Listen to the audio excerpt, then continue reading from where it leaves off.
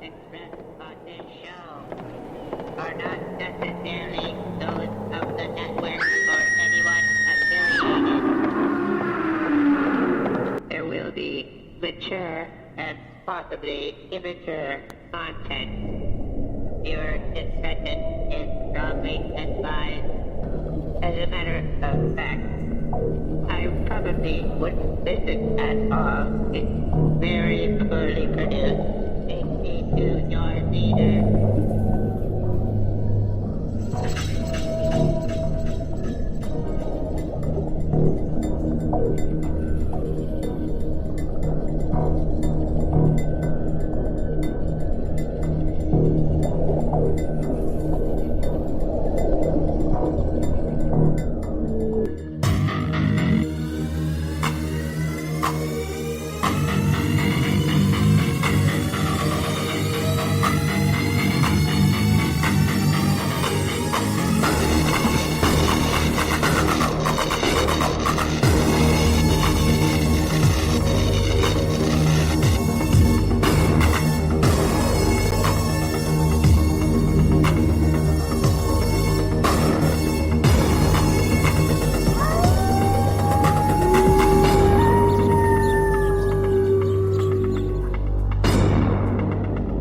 Welcome to the Monster Castle Radio Show. For the extreme paranormal listener. And here is your host, the Wolfman, Mike.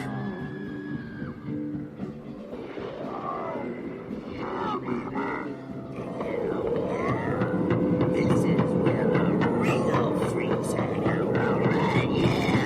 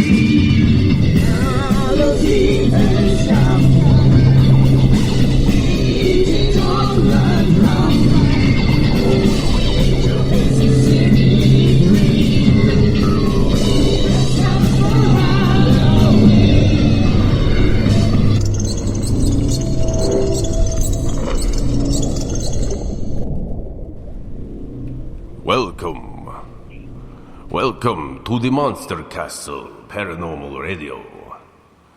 And here is your host, the Wolfman, Mike.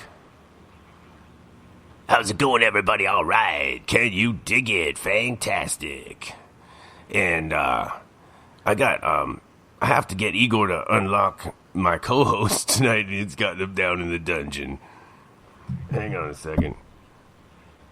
Igor, can you let the co-host Darren and Jeff the Grey out of the dungeon, please?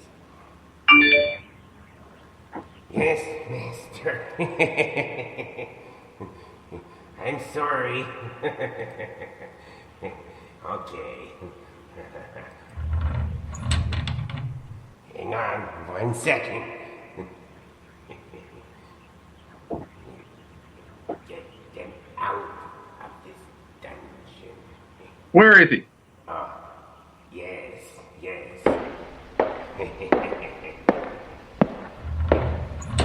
Okay. Can't believe you left me in there. All right, Darren. Wolfman, what are you doing? Sorry, man. All right, yeah. I've been in there since this morning's show. I forgot all about that, man. Igor said he was, yeah. Oh my gosh. Jeff and I are just in there shooting the ball all day long. I almost killed him. We got, I broke out the probe. second here. Unknown number phoning us right now. Should I take it, guys? Yeah. So help me God. Oh, Lord. Okay. Unknown Where's the caller? thing? Unknown caller, you're on the air. Sent. Not an unknown caller. Oh, I see. How could you have two unknown callers? All right. Is this Zika? I got cut off. Really? Oh. Let's see. I guess we took the call since it's our guest. There's two. I was disconnected. There's two numbers. It says two numbers in call. That's well, very strange. One of them's Sorry. not me because now I'm here. Is there another I'm caller? sorry. Hello? Don't the sorry. I'm sorry. It seems that we have a strange occurrence. Very strange occurrence going on here. What is going Surprise. on? Oh, I didn't tell you that kind of stuff happens when people have me on shows. This is weird. It can happen. It can happen. And it only makes common sense. Wow. Man. Where's Adam? I'm not sure. He might be one of the other callers. He might be. I tried to Adam. Oh, that's just Igor. Does that feel better, Jeff? He just took those things from around your legs. Oh, yes. Yeah. You're Thank you very much. That's really nice. Thank you. Oh, you're welcome, sir. Okay. So, oh yeah, I gotta ask. Did anybody have any news today? Well, it appears that the Antarctic, hang on a sec. the ice Hang on a is sec. actually shrinking. Hang on a sec, Jeff. You gotta- No. Here we go. And here's the news with Jeff the Grey. All right. According to the National Oceanic and Atmospheric Administration reports, the Antarctic sea ice extent averaged just 4 million square kilometers, which is 1 million square kilometers below the 1981 through 2010 average. So basically, that's smaller than it's ever been. And that's it. It's shrinking, Well, man. wow. What's happening? It's smaller than it's ever been since the ancients were able to map that thing perfectly on all those ancient maps that have the landmass just perfect for that one, anyways. Wrong. Can you guys hear me? Wrong. Yep, we can hear you. Ay, ay, ay. You got no chains on today. We took them off. Sit down. You know, Jeff, that's you got some funny noises there, Jeff. I love them. I feel sorry for anyone that's in the room where he goes wrong. Absolutely. That's really annoying. Fantastic. We got Ophidian in the chat room. Says he's been waiting for all day for this. Thumbs up. Wow. He's the Hey. Oh, and we got the Blaviator. All day. All day. Oh, yeah. I don't know if All you guys day. realized I did a show at noon today, too, with Spooks. Yeah, it was Ooh, like that was That's when you put me in the stupid dungeon. Oh, yeah. I I had forgot 3 all hours about of that. sleep. I get a call. I was on that show. Do you remember, Wolfman? Yes, sir. I had 3 hours of sleep. I get a call. Ding, ding, ding, ding. Oh, we're going live in 5 minutes. I'm like, okay. He was pretty good, though. Spooks he's a good guy. Oh, yeah, it was groovy, man. Bigger, better, and stronger. We love Spooks. Yeah, that was good. It was groovy, man. Groovy. I've been reeling ever since, though. I'm getting goofy. Yeah. Oh, awesome. That's the lack of sleep. I told you, just don't sleep.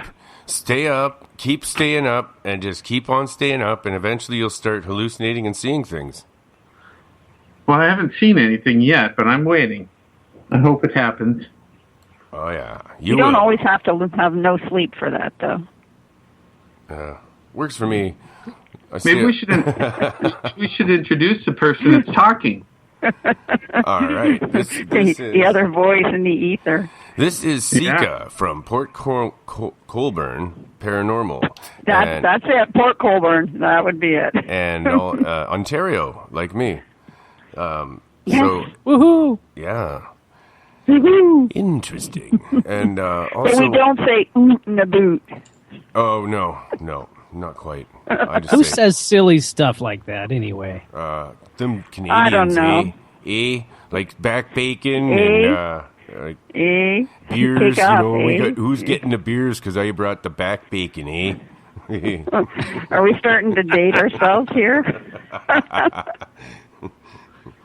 Okay. Anyways, I'm Wolfman, about to she- great. you are a medium and a historian, Yes. and TV personality as well as what else? All around crazy person? No. Yes, and Crazy fun. yeah, anything paranormal and strange, and an investigator. Pretty much. You're also an investigator. I That's do. right. What Yes, are you a that historian is for? what I do. I am a paranormal, I guess, investigator, if that's what you'd like to call it. And I am a medium, and I'm many That things. means you're like slightly bigger than a small. Slightly bigger than a small, like a small, medium at large, but I can't take that because I have a friend who uses that, and she's a medium, and she's actually small. So. Congratulations. Sika, are you famous? What's that? Are you famous? There was an echo.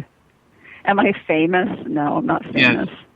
I guess it depends on who you ask, but no. Oh, I didn't know. I There's thought maybe you lots had your of own people show. who and know stuff. who I am, but then I kind of stay under the radar a lot, so, Okay. you know.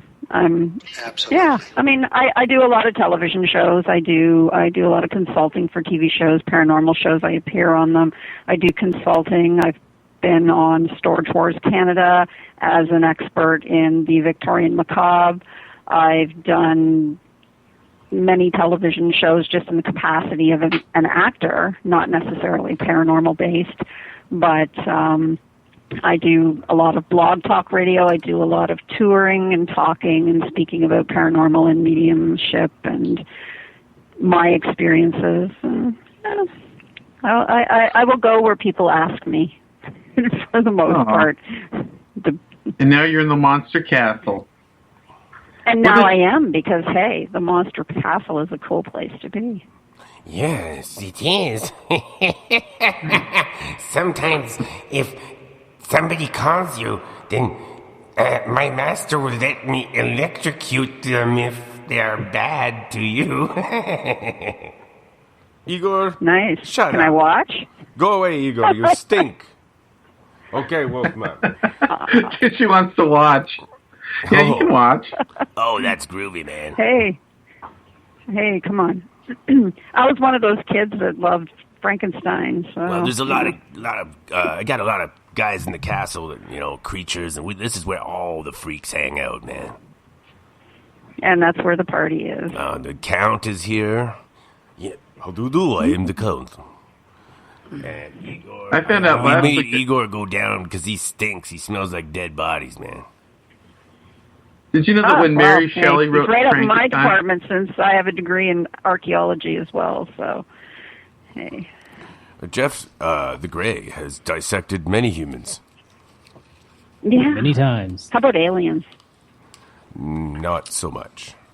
There's been a lot Not of so much, alien huh? baptisms. Oh, yes. Actually, we have a resident priest who thinks he's a priest, and he calls himself Father Guido, and he likes to forcefully baptize aliens. Is his last name Sarducci? Stargucci. Guido Sarducci. Father Guido Sarducci. It's his cousin. Then there's something wrong Yeah. with you. You're certainly not. Where's the alien that you had this morning that was down in the dungeon? No, that's Father Guido already took him outside, and he played that Oh. music. He played that music and made his head blow up. I like that I have guy. an He has alien a lot in of a jar. knowledge.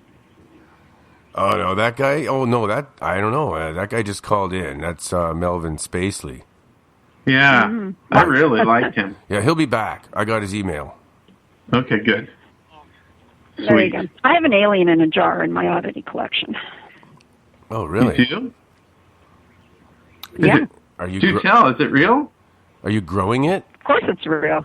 No, I'm not growing it. It's in solution. It doesn't exist, folks. What does it look like? It looks like an alien. It's got Whoa, I little want black pictures. eyes, and he's Pictures kind of got too. a gold sheen to his skin. Where'd you He's collect kind that of cute, sample actually. He's from? a little shrivelly. He's in a, I don't know, but a 6-inch mason jar on my shelf in my And museum. where did you collect that sample from? I can't tell. Is it real? There's some things that I have in my oddities collection that I cannot divulge where they came from. Oh my lord! What is Victorian? Fantastic and groovy, baby. Oh, yeah. What is Victorian macabre? Yeah, What you said does... that earlier. Victorian macabre is, well, what I cover in Victorian macabre. So if I'm doing public speaking or lectures or research or working for people, doing presentations, I do a mummy unwrapping performance. I do a lot of consultation for Victorian funerary practices, memento mori photos, women's weeds, old clothing, all of the odd and unique and strange things that went with death in the Victorian era. Because nowadays we're very far removed from death, but up until we had antibiotics and all of those fun, medical things, people lived with it every day. So I'm somewhat of an expert on death. That's cool. If you really want to get, if you really want to get down to the, the bones of it all. How many times? yes. How many times have you died and come back? Myself, Yeah. none, thankfully. That you can Have remember. you, Unless you believe in reincarnation, and I don't tend to go down that road, but I have other thoughts on that. you don't believe in reincarnation? No, Really? Oh, wow. So Do you believe in an afterlife? I believe that our energy moves out into the universe and remains there as part of the structure of the universe. Do we come back as somebody else? No, I don't think so. Do we remain ourselves or just become stardust? Well, here's something interesting. You guys are in the paranormal. You do investigations. Have you ever actually physically seen a manifestation of a ghost? I've seen them in full daylight, in broad daylight, and it looked real as you and me A whole bunch of them. So that there then answers your question. Oh, yeah. Right? Because if we reincarnated, we would not be able to do that. We would not be able to come back.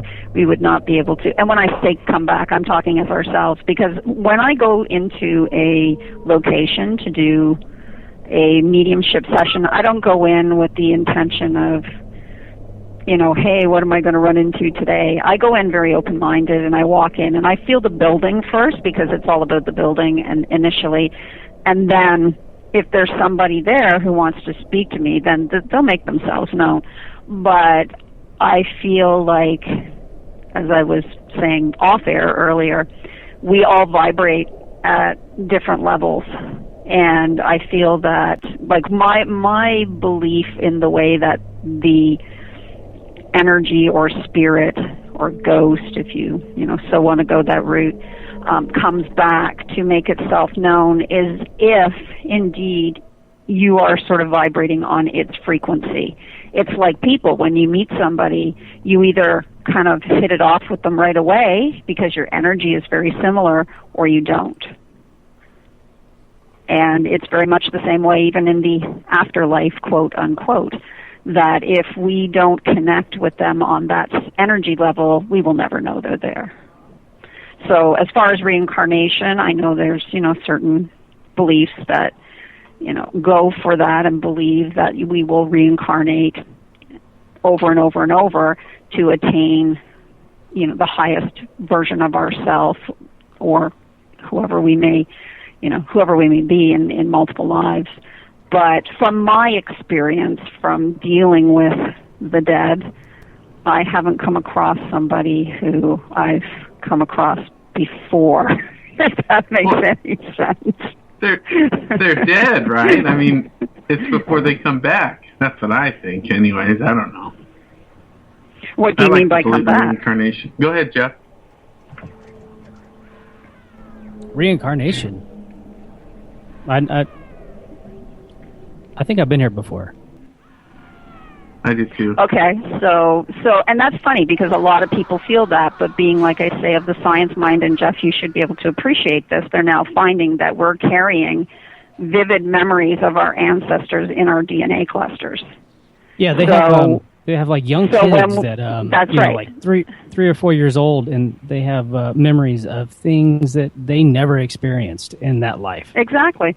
And I went through that myself, and I've gone through that numerous times in my life, and I had a very vivid dream, I will say, reoccurring dream as a child. And it would happen...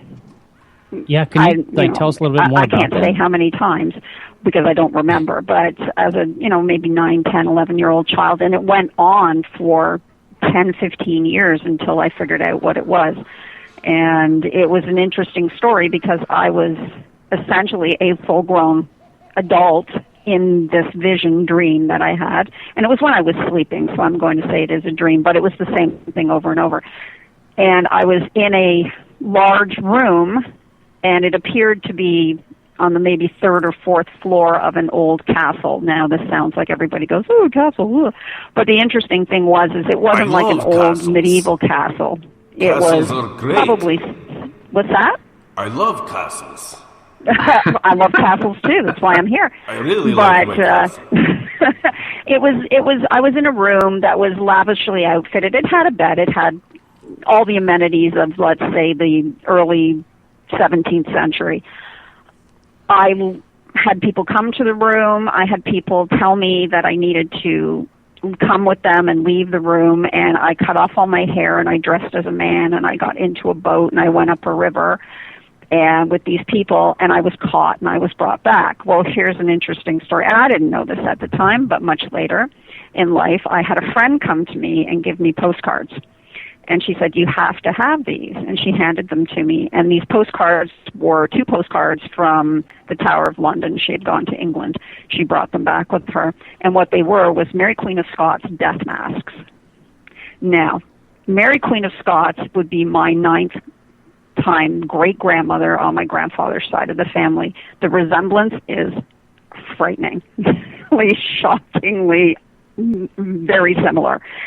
And when I read her story, the story of Mary Queen of Scots, in her lifetime, that exact same episode had happened to her when she was trying to take the throne away from Elizabeth I.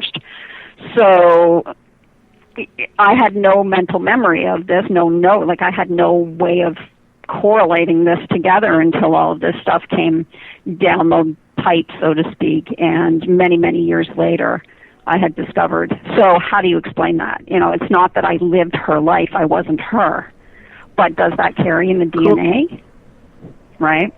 So I have a lot of questions scientifically that way, and it's the same way when I approach my paranormal investigations. I rule out everything before I, look at things. But I always see, I'm approached differently. What's the best evidence you ever came up with? What is your best evidence?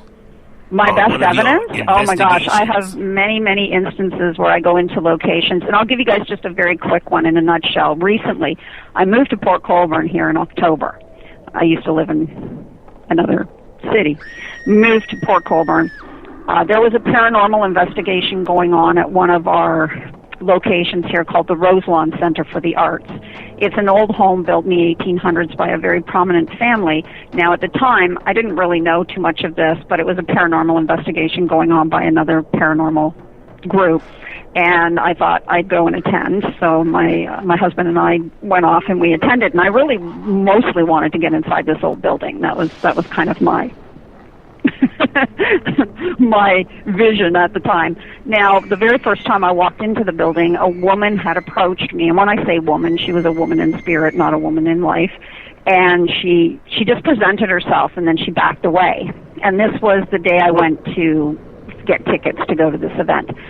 So when I came back the night of the event, we walked in, sat down, and I usually stay away from everybody else in the room, and it's not that I'm being antisocial, it's just that I'm not getting caught up in the excitement of this is my first time running around with an EVP and, wanting to do an investigation, so I sort of hang back.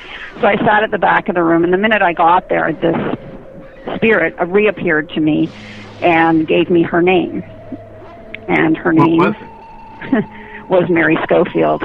I had no idea who she was. I'd never heard of her before, and I didn't say anything. I just sat. I went through. We got into the building, and the minute I hit the building, inside the building, it was like a giant flood where she had just essentially taken over me, and everything that I was being fed by her was coming through me directly. So it wasn't like she was standing in front of me and I was getting a vision. It was like she was in my head and she was talking through me. And I kept saying to my husband, I feel like I'm crazy. I feel like I'm manic, and I couldn't sit still, and I had to keep getting up, and I was pacing, and at a few points I couldn't see properly. And then as the tour was going through the building, we were going up the stairs, and I was running my hand along the wall because I couldn't see. And, it was lit. We weren't walking around in the dark, per se. But I was running my hand up the wall. We got to a landing, and I started feeling for the wall again. And I was having a completely not myself moment. And then got up to the top of the stairs, and then I became agitated again. I couldn't get into a room that I wanted to get into, but the door wasn't there. And there was a door there, except in physical, there was no door. So I got back after we went through this whole evening. Anyways, I went home with this information, and I used my favorite friend, Google, and I Googled the name Mary Schofield. And actually, while I was in this building, just to let you know, there's a theater, like a performance theater, attached to the building on the other side. And as I was sitting in the theater, I had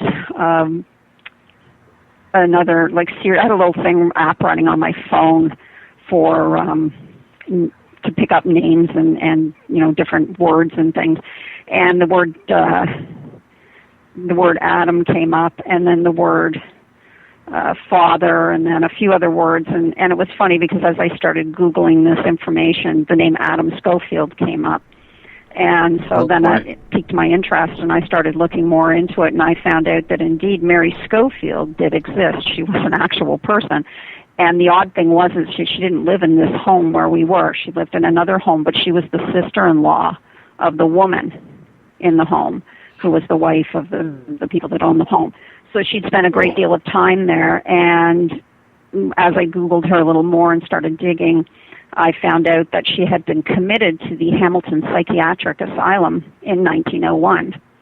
And she was blind at the time. She was 58 years old, and she was considered to be out of her mind. And I very much felt that way when I had the experience. And I've had that happen many times to me, where I will go into a building, get a name, it'll be very vivid, I'll get a lot of information, I'll go home, I'll Google it, and these people will have actually existed, and I'll be able to tell a whole story of their lives just from what they've given me. So I don't know how to explain that. You know, that's something that to this day, after doing this many, many times, I used to question it and think I was crazy. Now I just know that it's information being given to me from out there somewhere. It almost sounds like she took over your body. Can you dig it? We are taking a break, guys.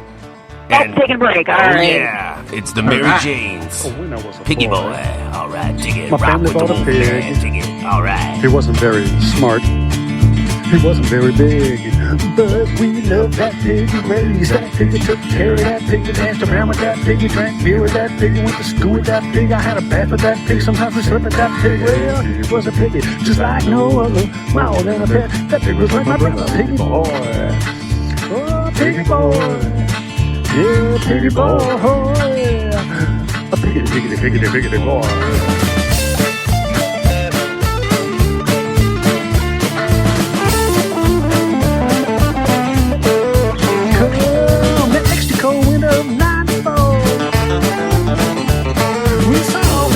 Standing back by the door. He didn't have nothing for months to eat now. You know, he saw us coming and he took to his feet. He was out the door, down the stairs, through the gate, down the street. Oh, there he goes, he's running. There goes the meat. And the people cried, run, piggy boy, run, piggy boy, run, piggy boy, run, piggy boy, run, piggy boy, run, piggy boy, piggy boy. People cried, run, piggy boy, run, piggy boy, run, piggy boy, run, piggy boy, run, piggy boy, run, piggy boy, piggy boy. Here we go.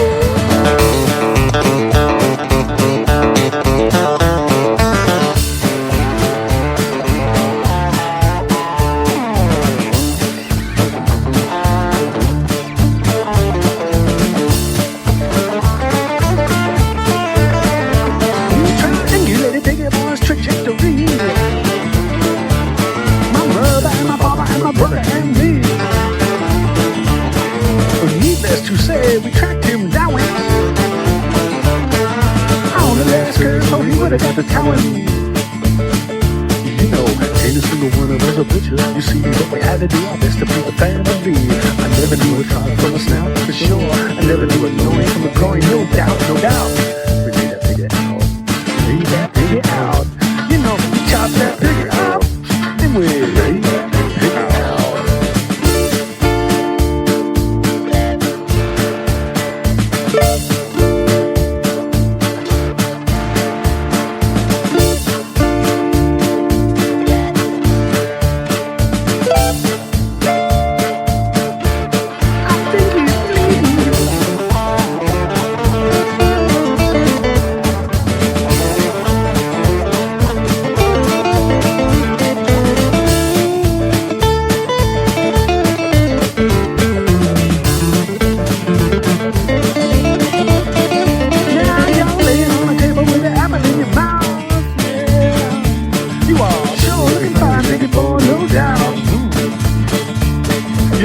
Never did no Christian name, but we call you delicious boy just the same. Singing run, piggy boy, run, piggy boy, run, piggy boy, run, piggy boy, run, piggy boy, run, piggy boy, run, piggy boy, run, piggy boy, run, piggy boy, run, piggy boy, singing run, piggy boy, run, piggy boy, run, piggy boy, run, piggy boy, run, piggy boy, run, piggy boy, run, piggy boy, run, piggy boy, piggy boy.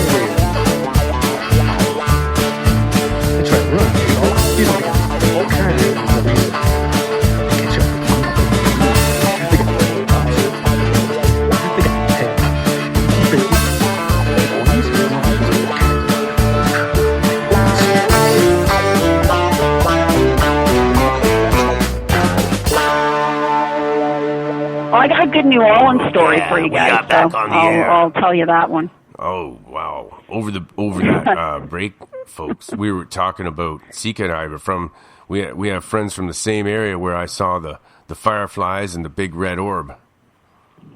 Nice. Yeah. That's actually, like I said, that I have heard before too. I have not experienced it, but I have experienced some similar things in the bayou of Louisiana.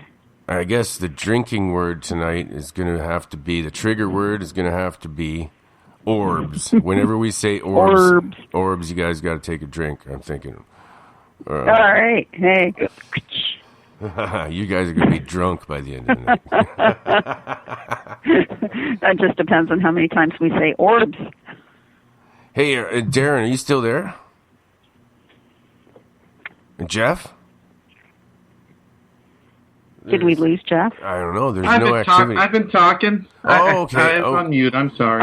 It seemed to me that there might have been a problem with the connection. No, I had it on mute too. I did too. Just shoot me in the orb. Oh, damn it. You guys got to drink again. Far out, right on, and excellent. This is Wolfman Mike on Monster Castle Paranormal Radio, KTLK, TheFringe.fm. Dig it. All right. Tiki, your friends saw fairies too? Yes, they did. Well, see, here's like I said, interesting story. And it came out of, they'd never told me this story before, but I had mentioned I was down. We go to Louisiana every year, and we've been going down there since Katrina. And we have friends, very good friends down there, and we have friends who live in the bayou. And she takes us out all the time into the bayou with her boat, and she's a boat captain, and she does tours and everything down there, a lot of fishing and things like that. And we like to go out sort of at dusk. So she took us out to see the feu follet. So down in Louisiana, in the bayous, they have something called the feu follet, and the feu follet is essentially the little green spirits that hover on the water, but you don't follow the feu follet because they take you to places where you will die. Oh, so that's nice. No, it's not. It's very good. If you die, so if you see the feu follet when you are in the bayou, you don't follow them. Now, the stories down there for many different little things like the lutin. The lutin are a little, almost like dead babies who come back and they do mischievous things so they don't hurt you. But you might find your horse's mane has been all braided overnight, or you may come and find something painted on the side of your house. And so these are the lutin that come, and then you have the feu follet. So when I was telling these stories to a friend of mine who lives down in Simcoe, the other end of Lake Erie there, sort of towards Port Rowan, they were saying that they had been out fishing, and oddly enough, it was about 9:30 at night, and they were fishing, and they brought the boat up to the shore, and as they were loading the boat back on the trailer and getting in their truck, they swore up and down that they saw little green, I call them feu follet, but little fairies, and they were in the bushes at the side of the water where they were.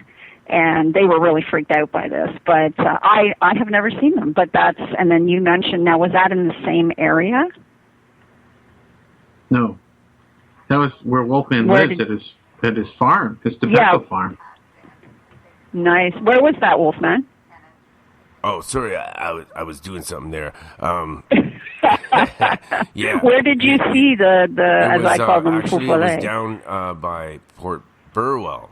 But that's okay, right. So that's right same next area. Door. Same that's area. Right, the same area. Just next door. But the orb I encountered, they were white, and they were little tiny, and there were a whole bunch of them. And I thought they were fireflies. They were not fireflies, and that's why I followed them. How many orbs did you see? That's what they said too. And then one of them came up to me, and it turned into a red. It was about basketball size, right in front of me, and hovered right in front of me. That's huge. Yeah. That's a significant orb. Actually supports my story, hearing another story that I did not know about. I had no idea. Similar, but it's green. But did one of them approach them at all? Did one of the things approach you? Well, they said they were like, they couldn't, they swore they were like little, to them, they said they were like little greenish balls, like little, they call them fairies, right? But they said, and they kind of swarmed at them for a second and then just disappeared. And they said they just jumped in the truck. They were like totally freaked out, and they were like, I don't know what it was. It was like little fairies, like we were being attacked. And you could also they just got in the truck and they took off. Orbs. What did you say about dead babies? Dead babies were braiding the horse's mane? Oh, okay. Lutan. They're called Lutan. They are, down in Louisiana, they have some fantastic paranormal stories. These things are just incredibly amazing. When you're down in the bayou, if you've never been in the bayou, I can't explain it to you. Have you guys ever watched Swamp People? Oh, yeah. Gator hunters? I like going to the swamp, yeah. And these guys that are on the show, they're all friends with our friend who's the captain. She knows them all. Actually, some of them she got on that show, so she does some production stuff down there. But when you go into the bayous, you can get lost. Have you ever seen a skunk ape out there? Yeah, they have the skunk ape, but they have the rougarou. Oh, the rougarou, it's even worse. The good old rougarou, right? So the shapeshifting werewolf creature that lives down in the bayou. But they have the lutan, and I'm very fascinated with the lutan because the idea of little dead babies that have passed on that come back and they get into little mischievous things and they literally will show up, and you'll get up in the morning and if you've got a horse, like one woman actually, she reported a story to the police down there in Cocodrie, and is a spot down in Louisiana, lower Louisiana. And she told the story of when she got up in the morning that she knew that the lutan were there because her horse's mane had all been braided like crazy, like it was messy and all braided, and so they truly believe that these little spirit babies fly around and get into all kinds of mischief, and we when we go down to the bayou and we stay in very much what you see, the house up on stilts with the water right across from you. And whenever we go every year, and our friend, she had her son now, he's in his 20s, but when he was a young lad, we would freak him out by putting 13 pennies at the bottom of the stairs. So you can imagine houses like 9 feet off the ground, so you've got a good flight of stairs going up on the outside. We'd put 13 pennies on the ground at the bottom of the stairs, and the first time he saw them, he's like, what's 13? That for? Okay, wait a minute. Why 13? Why? Yeah. Well, here's the thing. I'm going to tell you the story. 13 pennies, because the rougarou can't count past 10. So it confuses them. So they keep going over and over trying to count the pennies, which means that they'll never come up the steps to your home. Oh, right? Man. So, I would get rid of those things in a different way, man. I don't know any wait around the corner. I don't know any babies that sneak up behind them and you know what I mean? Well, you have to experience the environment and the culture there. It's unlike any other. It's a fantastic place to be. We love it. It's our second home down there. But it's just the paranormal is so ensconced in their lives down there, and the belief and all of these things that happen, that it's very fascinating to get the stories from older people that tell you the stories of things that they've seen and things they've experienced. And when you hear these howls in the bayou at night, you have to wonder if the rougarou is really out there or not. It's an environment that it's just so very different from here or Arizona or Oregon or anywhere. It's a very unique place to be, and it's very, very creepy. I'm interested if you have any pictures, or have you tried to take any pictures of these things? You know what? I've never have. I'm like horrible for technology in that respect. I have a phone. I very rarely use the darn thing. My husband's a photographer. Now, he's taken some shots, And we've gotten some really interesting shots that because his camera shoots incredibly high speed, 16 frames a second, we've gotten some things that you can't see with your own eyes.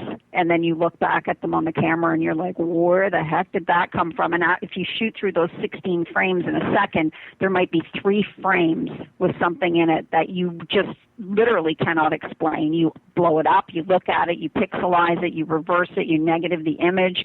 And I don't know how familiar you guys are with doing that kind of thing to find out or debunk whether something is just What a have you piece seen? of dust on a lens or do that. What's that? Oh, what did we see? Oh, well, actually, What this did was you shot see? in Hamilton. So, Wolfman, you'll appreciate this. There's an old theater in Hamilton. It was a vaudeville theater, Forgotten Rebels, and they're baby. turning Yeah, Hamilton. I they're dig it. turning it into condos now. But we got to go into the space and do an investigation, and it's an old vaudeville stage. And there was no lighting. There was just one work lamp set up in there. It was dark and it was right. But my husband was Very shooting, and we got some fantastic orbs and ectoplasm. Like you swear Wow. it is green ectoplasm. Oh man, I gotta see this. Can you post that up Yeah. for us somewhere on Twitter, possibly? I will post it up. I've got another shot which somebody took with a cell phone while I was doing an investigation in Niagara Falls. And when I came into this place, I didn't want to know anything about it. And that's really my prerequisite for when I go to a site. I don't want to know I don't want to know the history of the building. I don't want to know the stories about the entities or ghosts or spirits or anything. 12:47. I want to go in ladies and there gentlemen. 12:47. By the way, it's 12:47. 12:47. It is 12:47. 12:47. It is 12:47. Do you know anything about 47? Why is 47 such a strange number? Fascinating. It's not strange to me. It's got a 7 in it. I don't know. I see 47. Actually, it's 47 is one of those numbers where I guess it depends on who you are and how you look at things, much like the number 13. Everybody thinks the number 13 is bad luck, but it's only bad luck if you're a Templar. I don't think it's bad luck or good luck. I just don't understand it. Why do I keep seeing 47s everywhere? It could be just something that's, you got to discover that on your own. Okay, it's sometimes numbers anyway. come up for a reason. Investigating it on the internet, I came up with it's the most commonly occurring randomly generated number from 1 to 100. So if you rolled a 100-sided die over and over and over, 47 comes up more than any other number. Always. And you believe that? Well, I don't know. I didn't do the study myself. Try it. But it's a good Get idea a dice to try and it. roll the dice 100 times and see what comes up. I'd have to get out my Dungeons dice. I have dice that'll There do you that. go. My Dungeons and Dragons dice. Yeah. The one with the dice with 50 sides on it? I got two 10-sided. 20.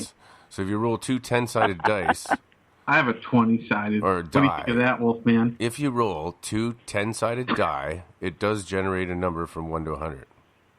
That's true. It will, correct.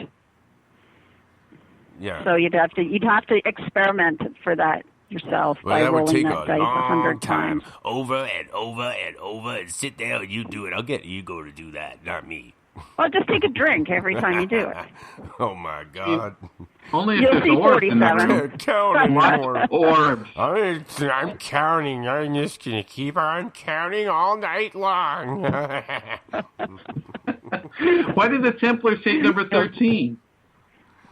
Well, the number 13 was the day that they were executed for their crimes against Christianity, although there were no crimes. That was just the French king at the time wanted Templars' money, so he did away with them on October the 13th.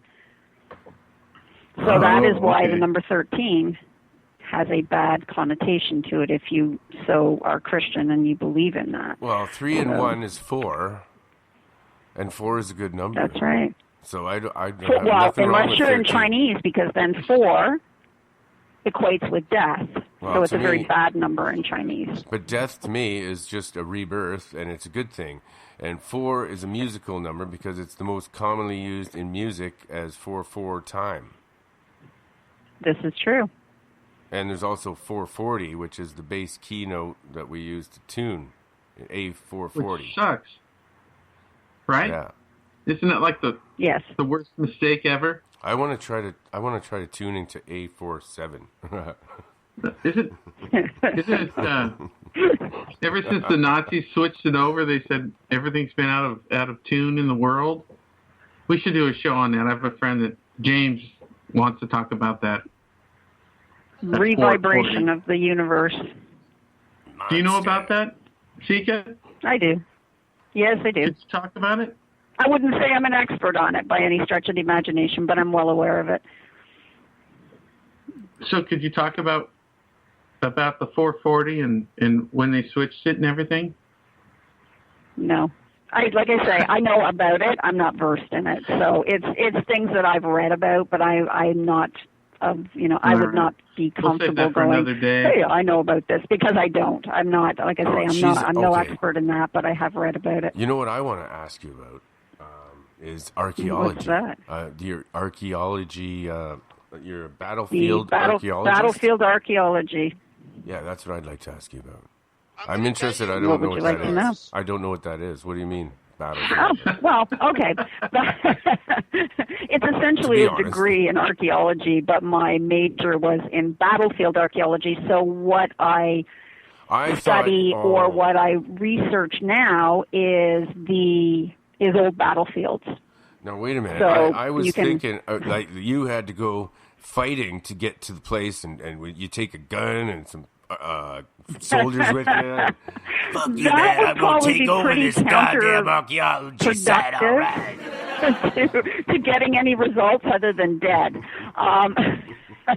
No, but what I do is I do go to old battlefield sites, and we do archaeological excavations on old battlefield sites. I've done a lot of War of 1812 So stuff you here in don't Ontario. you don't go in there with guns and shoot people and say, "Get off My archaeological site. Fuck you, I'll shoot No. you. no." Oh, No. shit. All right. No, I thought it not was that like kind of I battlefield. thought- We're not yeah. fighting for the site. We're actually going to sites where people fought. I was It's thinking it an would be interesting. It's an interesting adventure. Shika, how long was the War of Especially- 1812? I don't know very much about it. And where was it fought? What's that? Could you talk about the War of The War 1812? of 1812? You mean you? Oh, well, you wouldn't know about it because you live on the other side of America. I know. I have a great question I just know for a you. little about it. I know it was in a couple movies Yeah. where they mentioned it, but I don't know anything about it. Movies wait a make it minute. good. I got No. a better question. What were you related saying, to that- Wolfman? related to that question, but better is can you tell us about any other wars that were not recorded in the history books that may have happened between the States and Canada along that shoreline? Like not 1812.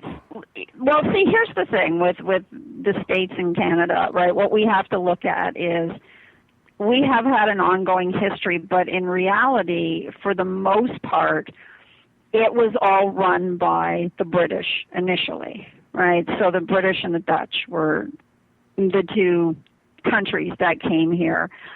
Canada, of course, originally had the French, because the French were the first people here outside of the Vikings. We know the Vikings came here. They were the first guys, other than St. Brendan. But St. Brendan probably didn't make it here. He just made it over to, he might have made it to Newfoundland maybe. But in the terms of the way that things have happened up and down, there's been many skirmishes over the years from essentially the time of the first European people coming to this country on this side, so on the eastern seaboard of Canada and what is now, the America.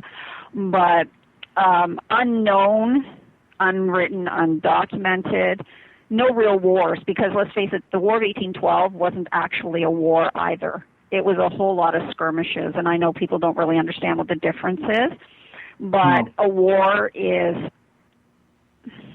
a longer period of time. You're locked into certain positions.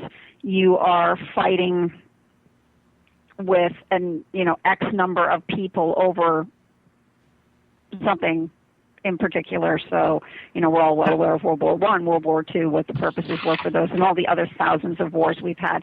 As far as wars here, we've had really very little outside of we have had the Fenian, which was in the 1800s. We've had the War of 1812. There was the French Indian War. We've had, obviously, the Americans had the Revolution. We've had the Civil War, all of those things. But we really haven't had any unknown wars.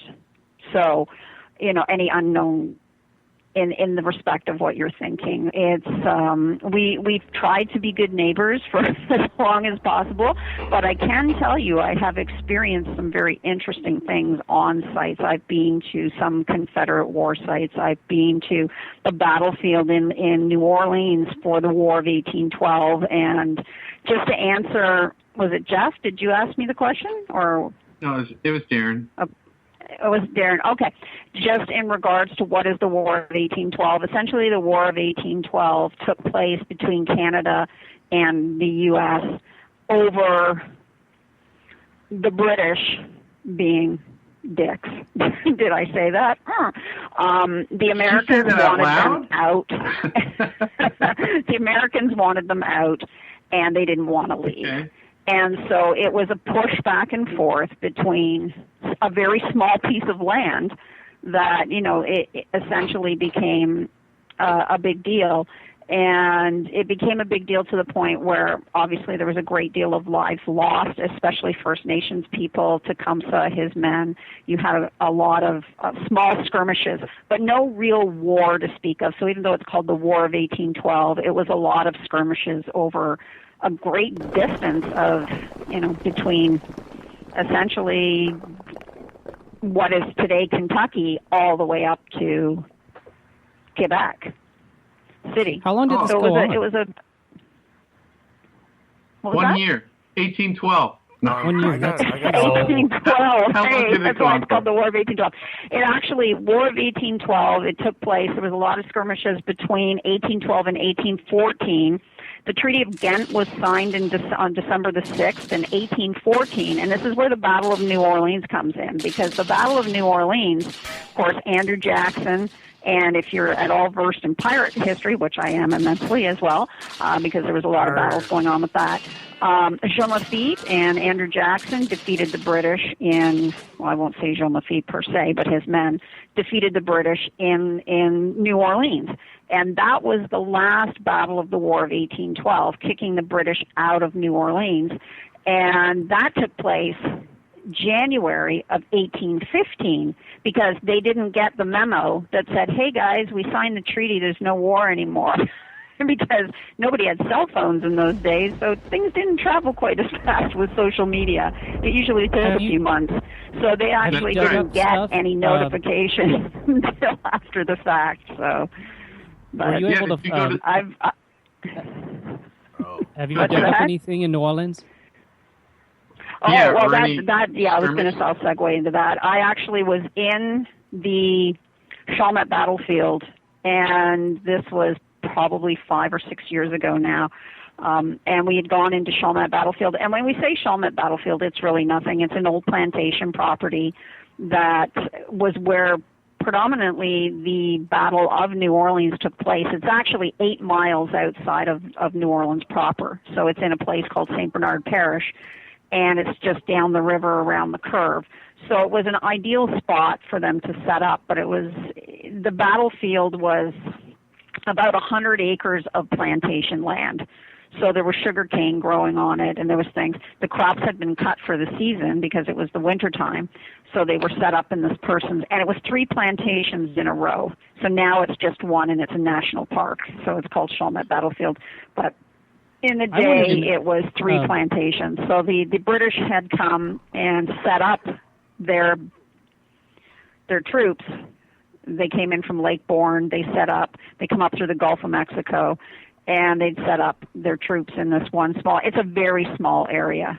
And so they were walled in by the Mississippi River on 2 sides, and then a gigantic swamp for 33 miles on the other side. The Americans came in and set up essentially a blockade wall across the other side of the plantation. Andrew Jackson took the house over, the old plantation house, as his headquarters. So if you can imagine, this is a really tight area. So if you look at 100 acres of farm field and you divide that and say the Americans got 1/3 of it and the British got the other 2/3. All right. So the Americans are set up. They put up a mud wall. They put up straw, bales of cotton, everything they can to create a division between themselves and the British troops. And Jean Lafitte's men roll in with the ship, the Carolina, and a number of things, and they roll out the cannons, and they're firing constantly on the British. Well, as we get through this battle, if you can envision this, so it's a nightmare, and the Americans launch a night attack on the British while they're asleep in their tents, and they're all, snuggled down for the night. Suddenly the Carolina starts launching, 30-pound cannonballs at them off of their ship, and it's a disarray. So segue to me walking into the battlefield. We got to. It's now a tourist destination. Oh, you need a break? Top of the hour, baby. All right, this is the Wolfman, and we're coming back. Hang on to that thought. We will.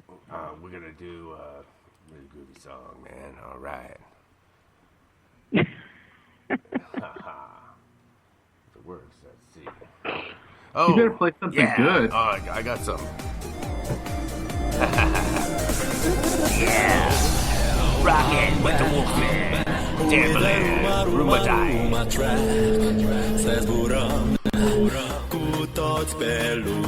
The rhythm of the night is Ruma, Ruma, you and I. We're gonna party till the morning light. It's alright, 'cause we never say goodbye. Everybody dance, dance, dance in the disco. Ruma, die, die. Ruma, Ruma, Ruma, die. I wanna take you from Paris to San Francisco. I feel so high. Ruma, Ruma, die. Everybody dance, dance, dance in the disco. Ruma, die, die. Ruma, Ruma, Ruma, die. I wanna take you from Paris to San Francisco. You and I. Ruma, Ruma, die. Ruma, die, die. Ruma, Ruma, Ruma, die. You and I. Ruma, Ruma, die. Everybody dance, dance, dance in the disco. Ruma, die, die. Ruma, Ruma, Ruma, die. I wanna take you from Paris to San Francisco. You and I. Ruma, Ruma, die. Bonjour, l'amour. I'll take you on a long séjour. Hola, ¿qué tal, Maria? You turn me on like sweet sangria. You and I, we're gonna party till the morning light. It's alright, 'cause we never say goodbye. Everybody dance, dance, dance in the disco.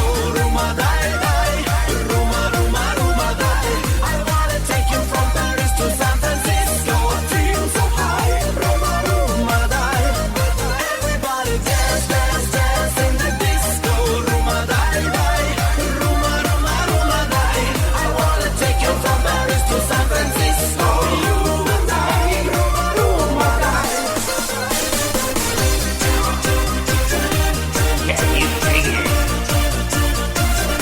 KTLK the Bridge. FM, baby. Groovy. Fantastic. Yeah. Dance, dance, dance in the disco. Ruma, die, die. Ruma, Ruma, Ruma, die. I wanna take you from Paris to San Francisco. You and I. Ruma, Ruma, die.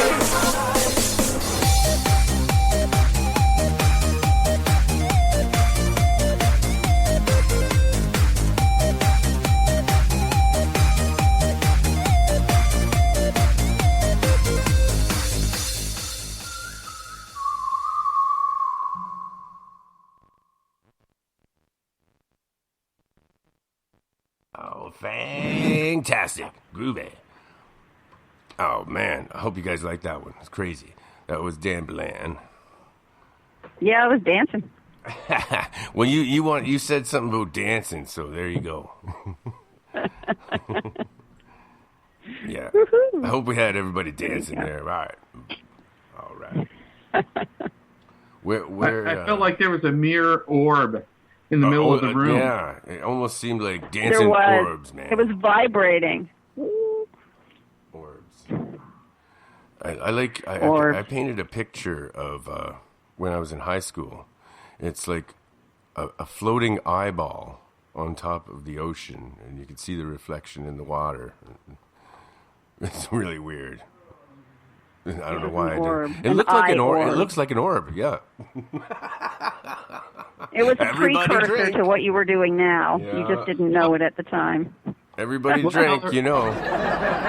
Orb is the key word. It's what do you call that? The trigger. It's party time. Yeah. Orb. The orb is the trigger. It's the drinking word of the night. Yeah. That's right, the trigger word. I miss barnacles. There you go. That was awesome. Yeah.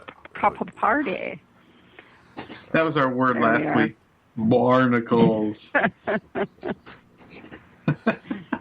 Yeah. All right. I There you got go. something. I got something I wanted to ask. Okay. Okay.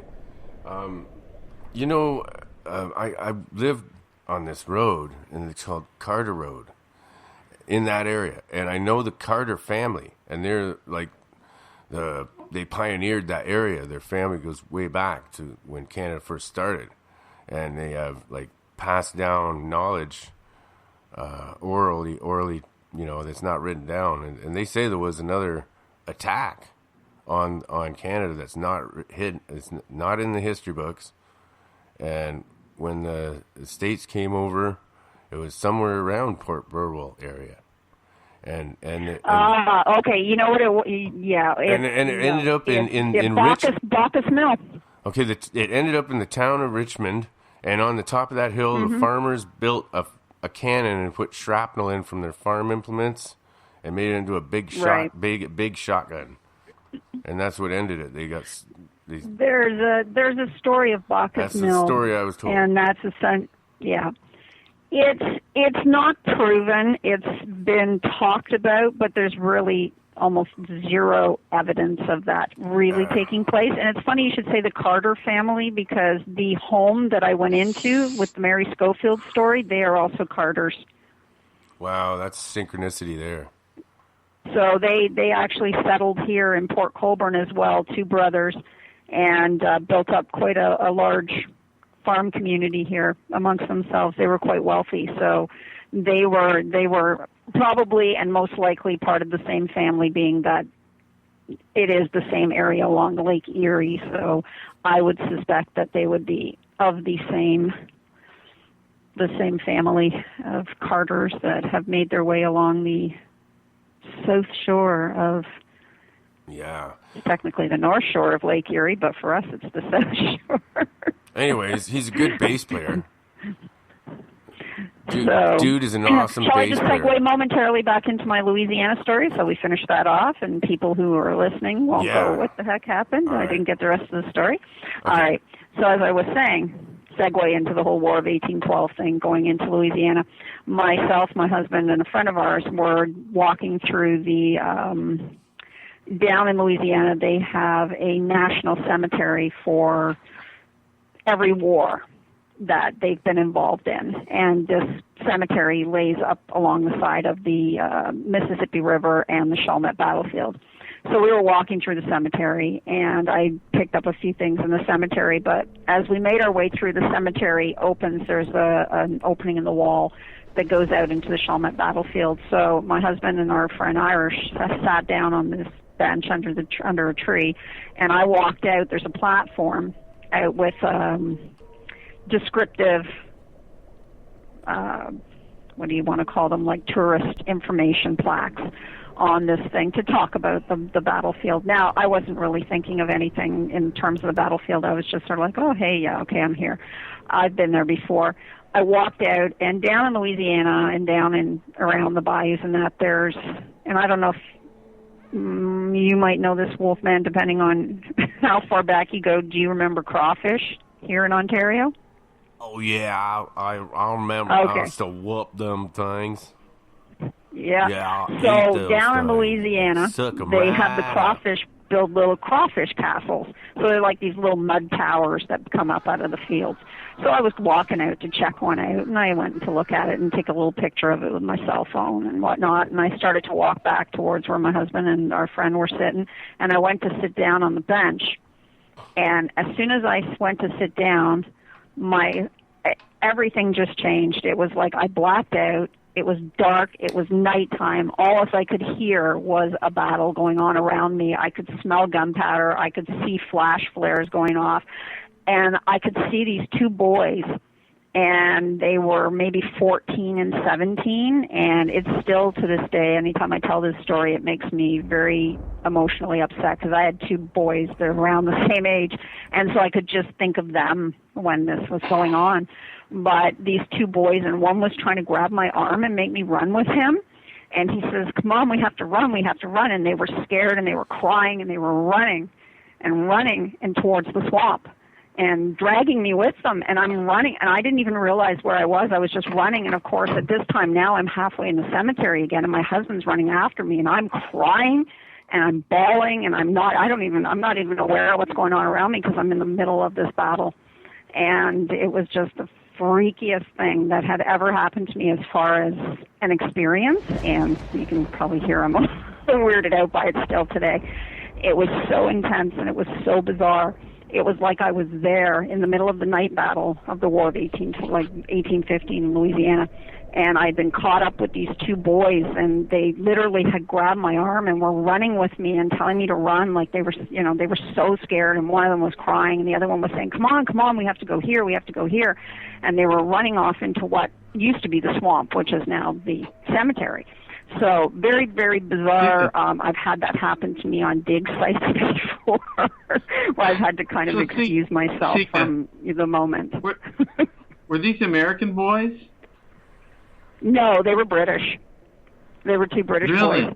I was in the British encampment, and that was the weirdest thing. It was like I had literally walked into the British encampment at night. So you're into archaeology, but you're really, the spirit world is just taken over for you when you're studying. Well, it's yeah, and you know what is very unique in that respect, that I think I'm so, I want to say, I don't know, gifted in that respect, that when I am on these sites, that I am able to get this kind of information. You can't get this kind of information from digging in the ground.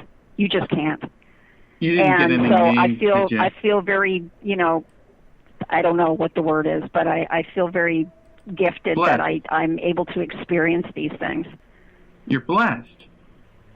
I guess if you want to call it that, yeah. Or else, it's a very unique experience that no amount of digging in the dirt or handling artifacts or doing any of that can actually bring forward. It's like being there in the moment for these people that come to me. And, like I say, Mary Schofield in the house, that, I could feel her manic, depressive behavior and the way that she felt and how distraught and upset she was. And I've had another soldier in Lundy's Lane come to me during the War of 1812 there. I had another experience. I've had quite a few when I've been doing 1812 things. So sometimes I just have to step away from it and just separate myself from the... when Mary Schofield came up to you... What's that? What did she... You kind of skipped over that when the first encounter with Mary Schofield when you first saw her. Right. Well, I didn't really skip over it. It was just she had just kind of made herself known to me. I didn't physically see her. And that's the thing. Like sometimes when I sit down with people who come to me for a reading, I will get a real clear image of what these people look like. And they're not in front of me. It's not like they're in my peripheral. So this was like Mary. She was in my peripheral. What was that? Did you hear that noise? Anyone else? Hey, Jeff, was that you that made that noise? That wasn't me, man. No, I didn't do it. Did you hear that? Did you hear that? Sorry, guys. I'm not meaning to push stuff through the phone. That was a weird sound I just heard. It was like a big scratching sound or something like that. Or someone who was like a monster, actually. It really sounded like a monster. Well, you're in a castle. We're in the castle with the monsters. Come on. You're going to hear that, right? We are in the monster castle. But that was a real That's monster. Right. That was a real That's right. But Igor, get up here. Let me ask you guys a question, because you all do investigations, right? Yeah, I do. Right? I do. Okay. I don't know. I do. I don't really do investigations, but I have to a lot of questions. Wolfman, you do investigations? I do hands-on investigations. I do exorcisms. I anything. Yeah. My husband does a lot of clearings and house clearings and personal clearings really as well. But what about you, Daryl or Jeff? No, you guys just like, do you do research or what do you guys like doing? I do a lot of research. Asking questions, research. Only reason I'm asking is because I find it interesting because when I meet people who do this, you know, I often wonder what draws them to it. You know, how do you first get involved in it? I mean, I know for me, it's just been my entire life. Like since I've been a child, I've been able to see things. I used to see like dead pets, and my mom would tell me to go back to bed because I was having nightmares, and I'd be, but it's outside on the windowsill, like my cat or something that had passed on, and you know, she would just think I was having a nightmare or something. But for me, it's just always been a part of my life, and for my kids, it's always been a part of their life because they've always been perceptive and intuitive as well. But I just wonder with some people, because I get to meet a lot of really interesting people who do this, and I often ask them that question, you know, what drew you to this, or what was your first experience? Like, you know, let me ask you, Wolfman, like, how did you end up doing this? Okay, I'm curious now because I'm gonna take over and ask the question, but I'm just curious because I want to know, you know, your experience because I've had so many of them. I had it since childhood too, and I remember being born and all kinds of weird things, and I was born with a triangular scar, equilateral triangle on the back of my calf that stayed white for a long time. It looked like a scar when I was born. That doesn't make sense. My mother had recurring dreams of a spaceship landing in the backyard and all throughout the pregnancy, and it stopped when I was born. And I've always seen UFOs. My hair on the back of my neck stands up when I know they're going to be there, and I see them. And I see ghosts and shadow people. I can sense evil presences and get them out of houses so the kids can sleep at night. I don't know. Shall I go on? I've seen cryptids. I've seen a lake. Monster. I know what you're saying though, because it's just interesting. Like for some of us who have just always been able to be, you know, I don't know sometimes what you want to call it. Also, I have a telepathic connection with I have a telepathic connection with certain people, and I don't need a cell phone. No, I agree. I'm the same way like that as well. Like I always know, you know, with certain people as well, what's up, what's going on. You know, it's just one of those things. I think it's, you know, intuition and perception, and just from my, and I'm going to ask like all of you guys if you feel the same. Now, obviously, Wolfman, you'll be more like I am in this respect, but you know, do you feel like everybody has an ability to do this? I do. I think everybody can do it, and you just have to listen to that little voice. That's what I always say. Listen to that little voice and look around you for the odd thing in your environment. Always look to the sky. Always look around you for strange oddities in your environment. Well, I believe that too. Even when I speak at events and I talk to people about, you know, my mediumship skills, and I say, well, I don't feel like I'm really special here. Like I don't. I believe that everybody has this ability. It's just if it's not turned on in the brain, or if it's been, you know, negatively influenced by outside, you know, opinions. Because let's face it, if you don't grow up in a very open family who believes in these kinds of things, obviously you're not going to believe in them yourself unless you get smacked in the face with it, right? But I just find that, like I say, I think everybody is able to do it like you. Like just, you know, it's whether or not they're open to it or they're perceptive, or you're right, like just pay attention to what's going on around you and understand that, you know, as I was saying with Jeff earlier, that for me the whole thing is about physics and energy, and even, you know, now they're talking with quantum physics. You know, there's been a few people who are saying that, you know, when you die, your spirit or your energy, soul, whatever you want to call it, passes into another universe. And so, Jeff, since you're the science guy, do you feel that that's possible or plausible? I think so. There's been I mean, there's been like evidence that you could apply the scientific principle to it. Right. And I just asked because I'm, I don't know if you guys are aware of the God spark. Like I said, if you know science, if you can repeat it and you get the same results over and over again, then it must be true. Mm-hmm. Like, have you guys heard of the God spark? I have. It happens when you're born. It happens when you die. Yeah, I'm familiar with right. that. It's that moment when your consciousness enters your body and when it leaves it. So what is that? Is it your soul? Is it the energy that makes you who you are? We don't know, right? Even science doesn't know. They've been able to visually capture it. They've been able to see it happen, but they don't really understand in the brain what switches that on and what switches it off. But my interest is, as I'm saying with the physics side of it, is once you can't, I mean, energy can neither be created nor destroyed, as they say. So if that is the case, we are created, but yet we are created with energy that already exists in the universe, and when we die, it goes back into the universe. So that's why I asked about multiple universes, because I'm kind of the mind of single-mindedness. If you pass on, your energy goes back into the same universe in which we dwell, which to me makes sense because when we access this, like Wolfman, if you and I are in an environment and we are approached by an entity, a spirit, whatever, if they're talking to us, if you hear them, I don't know if you hear them, do they speak to you? Yeah. Or do you just see them? I actually, you know what? I'll tell you something. In some of the shows that I've done lately, there's EVPs in my shows. Mm-hmm. I can hear the voices. Yeah, I don't know. You'll get that, yeah. And I find that interesting because, like I say, it's like if they were somewhere else, how would we connect with them? The last thing I heard was really creepy.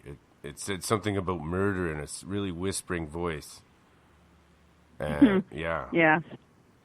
Well, I've had, like I say, I've had a couple of places where I've been like that, and we've gotten those EVPs, and they've just, you listen to them back, and you're like, is this for real? Like, is you sure somebody's not back there just going, kill them? I got to tell you, I haven't found the exact spot back yet, and I've been trying to find it back in that recording. Maybe it was just in my head. Because I haven't found it back yet, but I heard it clear. The funny thing is, we did an investigation in just outside of Hamilton on the way to Brantford. There's a little school called the Langford School, and it's no longer a school, but this couple bought the building to preserve it. It's an old schoolhouse. It was built in the 1800s. They use it now for social events and rent it out for weddings and things like that. We did a couple of paranormal investigations in there. And it was really great because I didn't know a lot, like the people that came out. And every year around Halloween or the Day of the Dead, I do a big paranormal event. So it's usually like a mediumship session. I'll do a gallery reading, and I'll have people come in, and I'll just start channeling whoever comes to me in the space and give out the information. But we did it at the school this night. And we were sitting around. There wasn't a lot of us. There was maybe about 15 of us, and we were sitting at this big, long table, and we were just chatting. And one of the guys that came out with his wife was saying, it's really interesting. I went to this school as a child. So in the 70s or 60s, he had gone to this little schoolhouse. And I said, oh, yeah. And he says, yeah, my friend Paul went here, and he was the caretaker for a really long time. And he passed away a couple of years ago. Excuse me. Well, while we're sitting around the table, there's a couple of women there with their phones, and they've got their little EVP things going on their phones. And this one woman keeps going, who's playing with my hair? And she thought it was her friend beside her. And there was, her friend's like, I'm not touching you. And we're all like looking. We're like, no, we didn't see her do anything. And so she's laughing and giggling and whatnot. And we were sitting around sort of gathering evidence and listening to people's, recordings and stuff. And so she plays back on her little EVP thing. And we're sitting there, and all you can hear is us, talking, and then you can hear her giggling, and then you hear this voice go, it's Paul. And we're like, what the hell? What? Where'd that come from?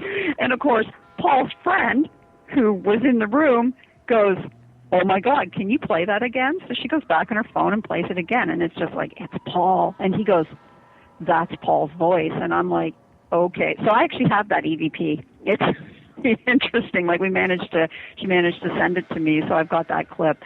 But every once in a while, you'll get little nuggets like that, and I've gotten a few of them, and I hang on to the ones that I can, and like I say, the photos and things. But for the most part, my stories, I probably should write them down, but I don't, and I just kind of keep them in my head, and they stay there because they're a part of me after I experience these people.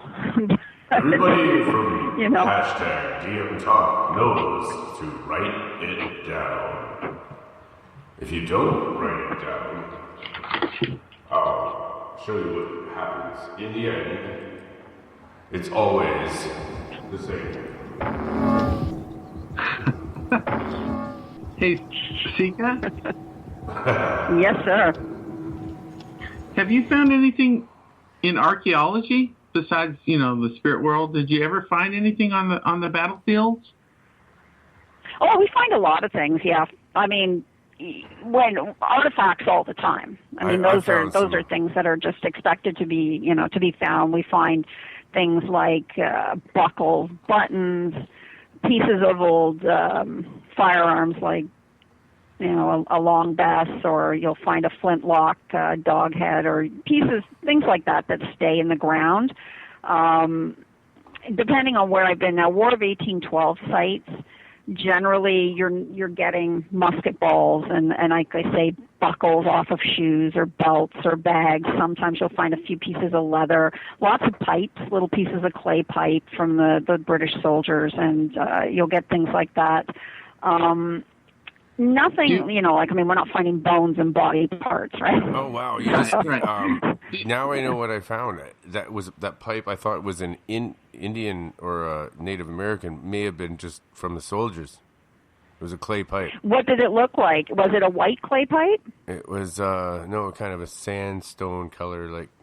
Okay, so you may have, and what was the shape on it? Because I also make Indian, like First Nations effigy pipes. I do a lot of copies of stuff for museums and things. It was quite delicate. It was, I can't remember what happened to it now. I found it in the field when I was growing tobacco, when I was plowing. Now, was it a long stem or a thicker, shorter stem? It had a really nice, straight, thin, very delicate stem, and it was half broken off. Okay, and was it sort of like a yellowy sandstone color, or exactly. was it? Yep. Yeah, that's what it was. Yep. Okay, those are English stem pipes. They're the clay pipes. They were very popular in the 1800s for a lot of the farmers and workers and things. So. That's what it was. Wow! All right. That's so cool. We came to the bottom of something. But those are always cool finds, right? I mean, those kinds of things really that, when you find stuff like that, they're great to hang on to. I mean, you're technically not supposed to, but... Sika, I really appreciate that. You got to the bottom of one of the things I was investigating for me. You know what's really weird? I can't log into Twitter. I've been cut off of Twitter. That's down for me too, man. Really? You can't log into Twitter Really? either? Yeah, okay, I let me. Twitter. Now you guys have got me. You've got me intrigued, and you know why I'll say this? Because it's funny, because every single time I end up doing things with people, electronic things don't work anymore. I have a bad habit of being able to. I'm one of those people that will walk under streetlights and watch them go out. I'm going to try doing it. Our show is still on as of now. So. That is strange. Anyways, that is really weird. I've never encountered this before. I'm going to try it on my cell phone during this break. Yeah, that's what I was doing. and see what happens.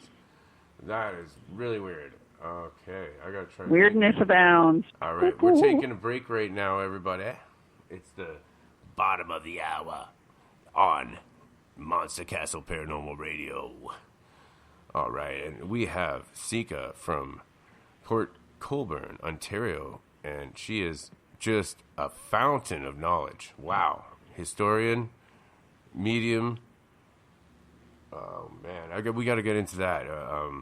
Your mediumship and stuff like that next, I think. I don't know. We will. But I'll just let you go. Whatever you want to talk about, it's great. Everything, I'm sucking it right up. It's great, baby. Yeah. It's a good thing I can talk, huh? Well, we can all talk, but, It's just if Okay, so here's something really weird, guys. I'm trying to access it on my phone, and it's telling me the connection was just interrupted. What? And yep, and Twitter? but it's now let me in, but it literally said my connection was interrupted, and it would not let me in initially. I think it's Elijah. That's Elijah. Well, no, because I'm on my cell phone pulling up Twitter, so there shouldn't really be any weirdness there. No. Okay. Well, Twitter's But working. apparently there was. TweetDeck is done. It's shot. Oh, it was working up till now, and that won't let me sign in. It just keeps going I back do to the sign-in apologize page. for the the craziness that ensues when I. We're going to break. KTLK Digital Broadcasting Network. You guys have a break. We'll figure this out.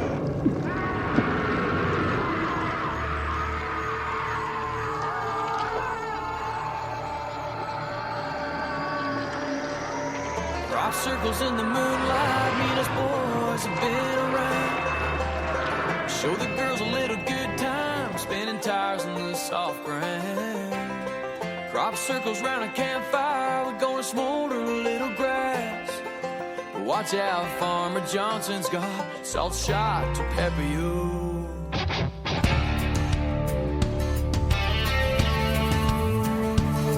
Farmer Johnson's got a shotgun, running naked through a cornfield. Something came in the middle of the night, stole moonshine from a stick. There's burn marks in a circle, strange signs upon the ground. He thinks the aliens have touched down in our little town. We know. Crop circles in the moonlight, mean us boys have been around. Show the girls a little good time, spinning tires in the soft ground. Crop circles round a campfire, we're gonna smolder a little grass. But watch out, Crazy Johnson's got salt shot to pepper you.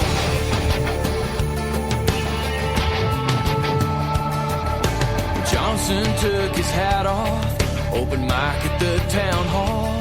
Said we're visitors sitting among us from somewhere beyond the stars. You'll know them cause they like trouble, they drink our beer, they like fun. I even seen them with the mayor's daughter, driving around in a local boy's truck. All that we know. Crop circles in the moonlight, mean us boys have been around. Show the girls a little good time, spinning tires in the soft ground. Crop circles round a campfire, we gonna smolder a little grass. But watch out, Crazy Johnson's got salt shot to pepper you. He says they're gonna beam us up, take us in our trucks. They're gonna beam us up, experiment on us. They're gonna beam us up, take us in our trucks. They're gonna beam us up, experiment on us.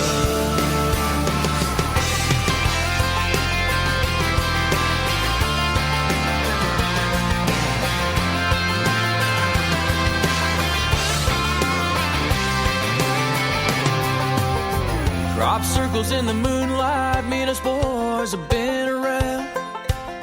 Show your girls a little good time, spinning tires in the soft ground.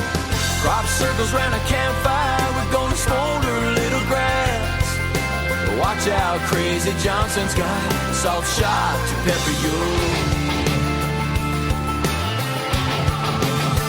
Yeah, girls, we're gonna beam you up, take you in our trucks. Beam you up, experiment on love. We're gonna beam you up, take you in our trucks. We're gonna beam you up, experiment on love. Beam us up, take us in your trucks. Beam us up, experiment on love. Beam us up, take us in your trucks. Beam us up, experiment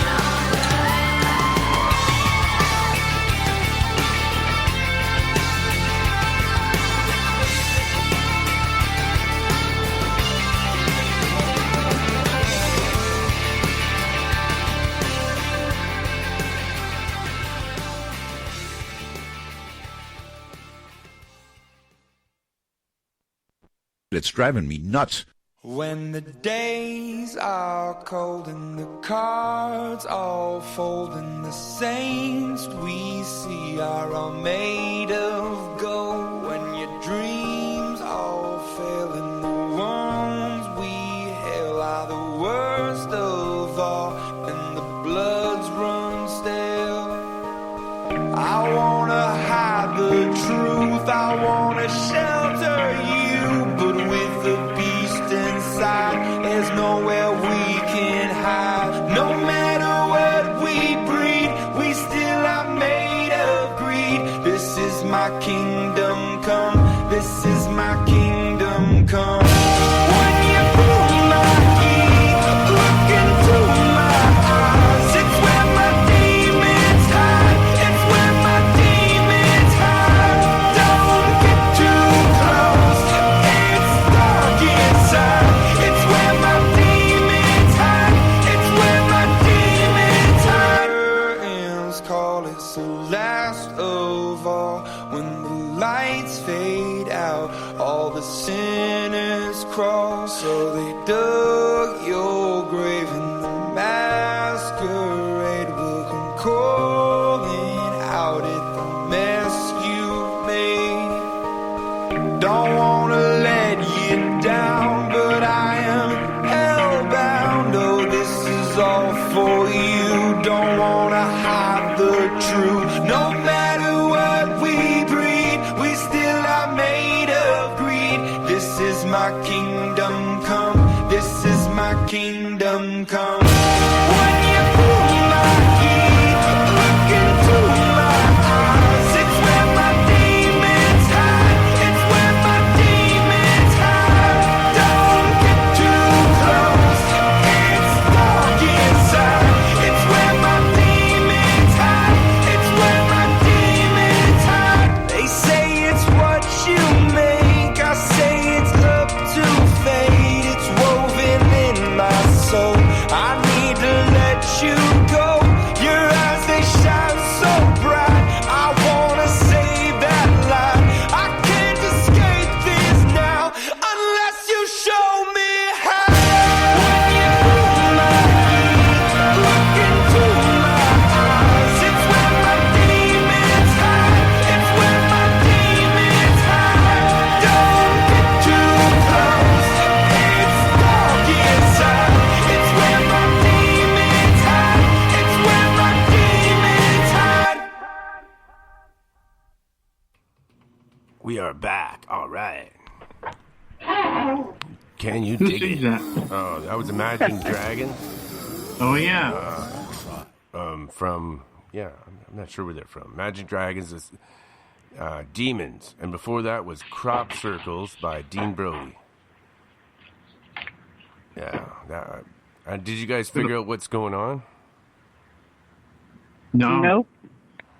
I No, haven't been Skype able was to. acting up a little bit during the song, but it's pretty good for the most part. I wasn't able to. I had to do some other things, just like just the normal bodily functions. Well, I couldn't get Spreaker on earlier. I'm going to check. Now right TweetDeck now. is down. And my favorite porn site is not So you working can't either. get TweetDeck either. Oh, Jeff, stop the presses. Hey, there might be kids listening at 2 in the morning. I hope not. Yeah. No, like word porn. You know, word porn. Yeah. There you I go. thought you Yeah. said corn. I get it. Yeah. Right. yeah. Word porn. You Like guys Shakespeare. get your minds out of the gutter. Okay. Shakespeare. That's Yeah, word porn. Wolfman. You dirty bastard. I'm a dirty bastard. do I'm we the have dead air Wolfman. at Can all? you dig it? I'm a dirty bastard. All right. Oh, I'm sure we have dead air. Do you think we have dead air? No, there's no dead air tonight. It's just dead people. Dead people on air. Oh, wait, no. Oh yeah, dead Maybe. people on the air. Oh You yeah. never know. Well, I think I heard something already tonight, and I know I heard something yesterday. So. Chica, when did you start doing medium stuff? Again, just, I don't know. It's been with me my whole life. I think when I first discovered I had the ability to do it, I was probably about 14, like to really understand what I was doing in a sense. In high school, it was great fun because I used it as a party game. You know, you'd go to hang out and, you know, do party stuff. And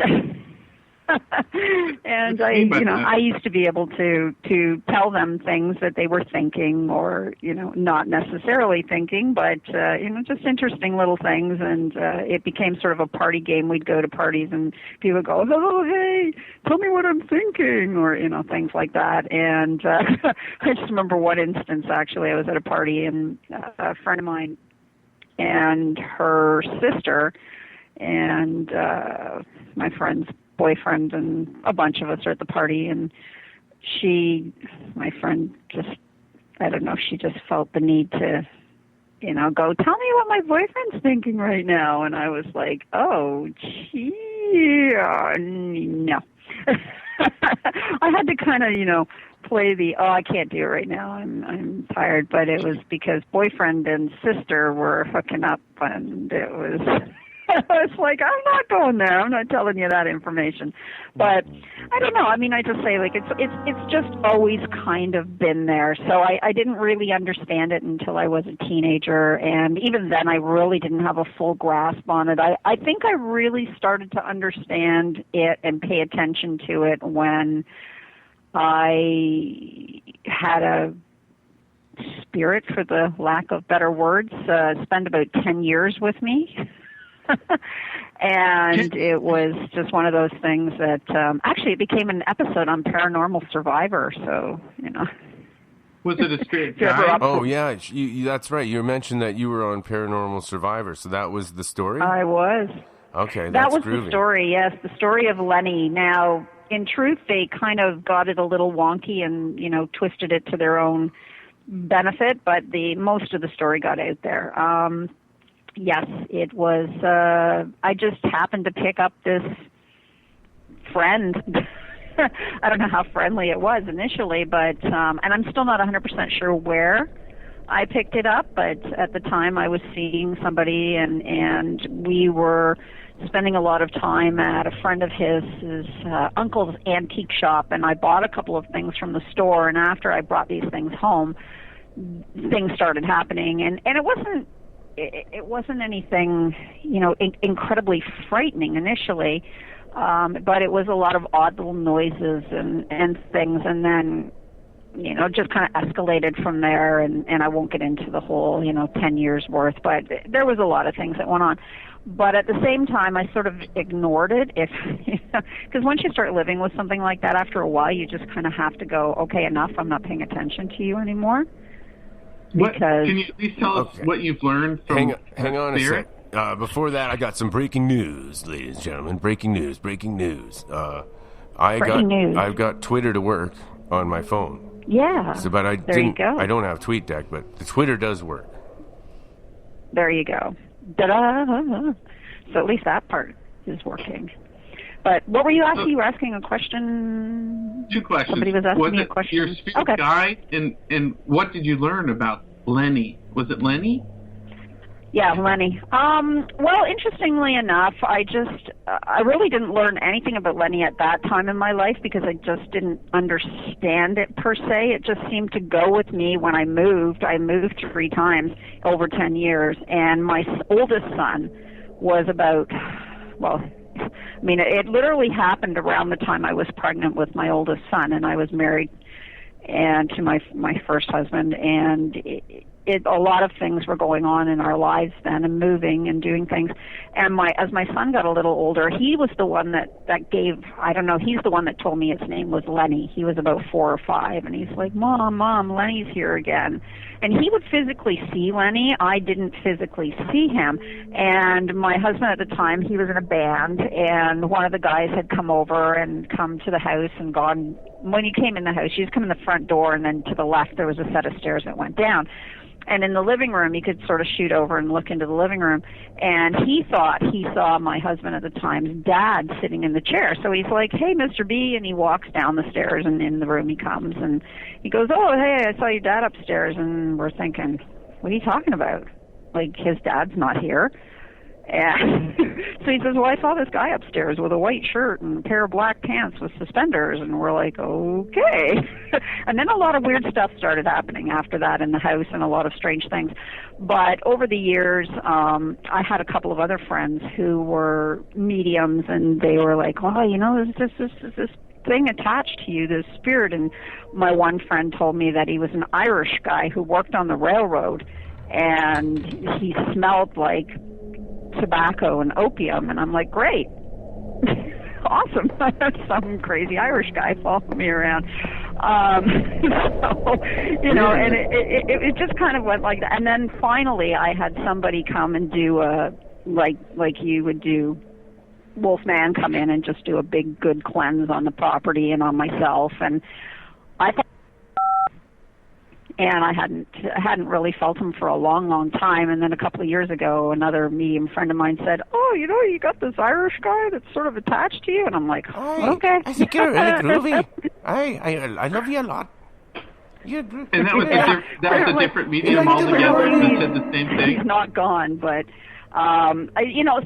so just I've had experiences like that off and on. And as far as just really honing in on my ability, I just work with it as much as I can now, just to understand it. And, you know, that's why I love to do investigations. I love to go into places, and I don't want to know. And I'm very strict about that when people ask me to come in. I'm like, okay, but I don't want to know anything about the location. I don't want you to tell me the stories. I don't want to know anything, people's nothing. Because for me, if you tell me all that ahead of time, what's to say I'm not making it up in my head? You know what I mean? It's like, if I don't know anything, then what comes out of my mouth is going to either be truth of what I'm experiencing and not something I heard and then I think I'm experiencing, if that makes any sense. I guess so. What does it feel like when you're doing a real reading and you know it's the real deal? Like if I'm sitting down with somebody and I'm doing a reading for them? That kind of reading? Or, you know what? It feels very much the same as I would being on an investigation. I'm not giving this information. This information is just being channeled through me. So if that person has a person who wants to speak to them, they put it through me. So when it's not like I'm in a trance or I'm doing anything like that. I don't get into that kind of stuff. For me, it's just essentially it's as if you were sitting beside me and talking in my ear, and then I was passing it on to somebody else. That's pretty much how I get it. So it's as if someone was just in my ear talking, telling me, you know, something about themselves, and then they want me to pass that information on to the person that I'm with. And I can't make that kind of stuff up because I don't know these people that come to me. Do you always get something? Or have you ever sat down and just said, nothing's happening? Yeah, I've had times where nobody's come, for sure. You know, and I'll tell people that. Like, I'll tell them that, you know, it's like I can't guarantee. There is nothing happening. It's all in your head. It is something you're going through. It's a phase you're going through because of your stress level, and you're hallucinating. It's all in your head. And that's exactly it. But no, I do have cases where, for sure, people will come and there's nothing to be said. And, you know, I mean, obviously I just tell them, sorry, you know, there's nothing coming through at this time. And then I'll have times where things will come and visit me and they'll be very, very, you know, in my face. Okay, I got breaking and I'll news have again. to, In your face, you know, tell people. In my face, okay. in my face. I got another breaking news here. Now I have just gained back access to the chat room in Spreaker, which was actually freezing up on me. There you go. Yeah, but I do still have access to Twitter in my phone. But there is weird things going on here. Just an update. Okay. Weird things are going on. Yeah. So, anyways, I'm just letting you know. I have been accused of, as I said in the past, I have been accused of creating weird things. There you go. But I do still have access to Twitter in my phone. But there is weird things. What the heck was that? I didn't do that. Some weird things going on. It wasn't me. I didn't do that. Did you hear like a repeat of the show? Yeah, it was not me. My fault. Yes, I honestly- turn your device off, please. Okay, Art, I will do so. That's it. Sorry. Turn He's the messing up. volume down. Don't tell me that Art Bell's trying to mess up my show again. Last time, we don't know who did it, but somebody I will turn my actually did device down. put a bot in the server of my As network. I said, stepping away from the yeah. It's driving Chico, me nuts. Go ahead. Sorry, Art. What do you think Just of the walk Long away. Island Just medium? walk away. Who's leaving? Teresa Caputo. Oh, Teresa.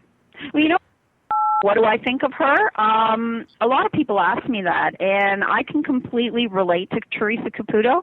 I know a lot of people think she's a fraud. A lot of people think anytime we are able to do this that it's fraudulent. I have never met her in person, but the way that she processes information and the way that she gives it out is very similar to how I receive it. So if she's a fraud, she's really good at what she does. I do feel that she has an ability. So as I said, I've never met her in person, so I cannot, stand in front of her and go, hey, but from the way that she approaches things and the information that she gives out. Now, being a television show, I mean, a lot of things go on behind the scenes, but I do feel that she's pretty genuine in her process and the information that she hands out. I could be wrong, but it comes to her the same way it comes to me. Yes. Hello. Hey, it's Igor. Hi. Hello. Hi, it's Igor. I agree. You can tell in her face that she's getting information. She'll start biting her lip. Did you? I think she's amazing. Like I say, Although when we I've heard she receive added a lot of stuff information, that's wrong. It's very difficult for us, people like myself, to explain to other people how it happens, because I've been asked that question many times over and over. It's like, well, why can you do that? How do you do it? I have no idea why I can do it or how I can do it. I can just do it. I cannot explain to you. I don't have a particular process that I have to do. I don't have to do 3 hours of meditation or, call on the gods or whatever. It just happens to me. Okay. And what's it feel like when it happens? It depends on the instance. It depends on the person coming through and the information that they want to give out. Sometimes it's very physical, so sometimes I will feel what that person felt or what that person, as I said, like with Mary Schofield, I truly felt in my head that I was like batshit crazy. And that's, not a nice thing to say about her, but she was clearly suffering from, I believe, like dementia or some like mental illness, that she was incredibly manic. And so I felt that entire process, how she felt, how she couldn't think clearly and just felt very paranoid and very afraid. I've had instances where I felt like I've been shot in the chest, I've been hit in the head, so it really just manifests itself. I've had people come to me who have had heart conditions. I mean, they passed on, but I can tell that that's what they passed from, or other illnesses, or I had a young girl. I will say young girl. She was like 20, early 20s, and her brother come to see me and sat down in front of me, and they brought an article of their mother's clothes, and she said, "Do you want to hold this?" I'm like, "No, I don't. I don't need to." Her mother was there with me already, and the weird thing was, in my peripheral vision, I could see that this woman, she was wet, and she was wearing a pink sweater, and her hair was wet, and I said to them, okay, I'm going to say this to you, and I said, I don't know what it means, but this is what I'm seeing. I said, I see this little woman. She's about 5'3", and she looks like she weighs about 95 pounds, and she's soaking wet, and she's wearing a pink sweater. And at that point, the girl just broke down in tears and started crying. And I was like, I'm so sorry, because sometimes you just don't know how people are going to react. And her brother was like, it's okay. And I'm like, okay? And I said, but this woman is telling me it's okay and it's not your fault. And for them, that was a huge relief because apparently their mother had walked into Burlington Bay in Lake Ontario and committed suicide and drowned herself. And that was the vision that she had come to me, and that's what I could see. And so there was really no words other than it's okay, it's not your fault. That's all that was said.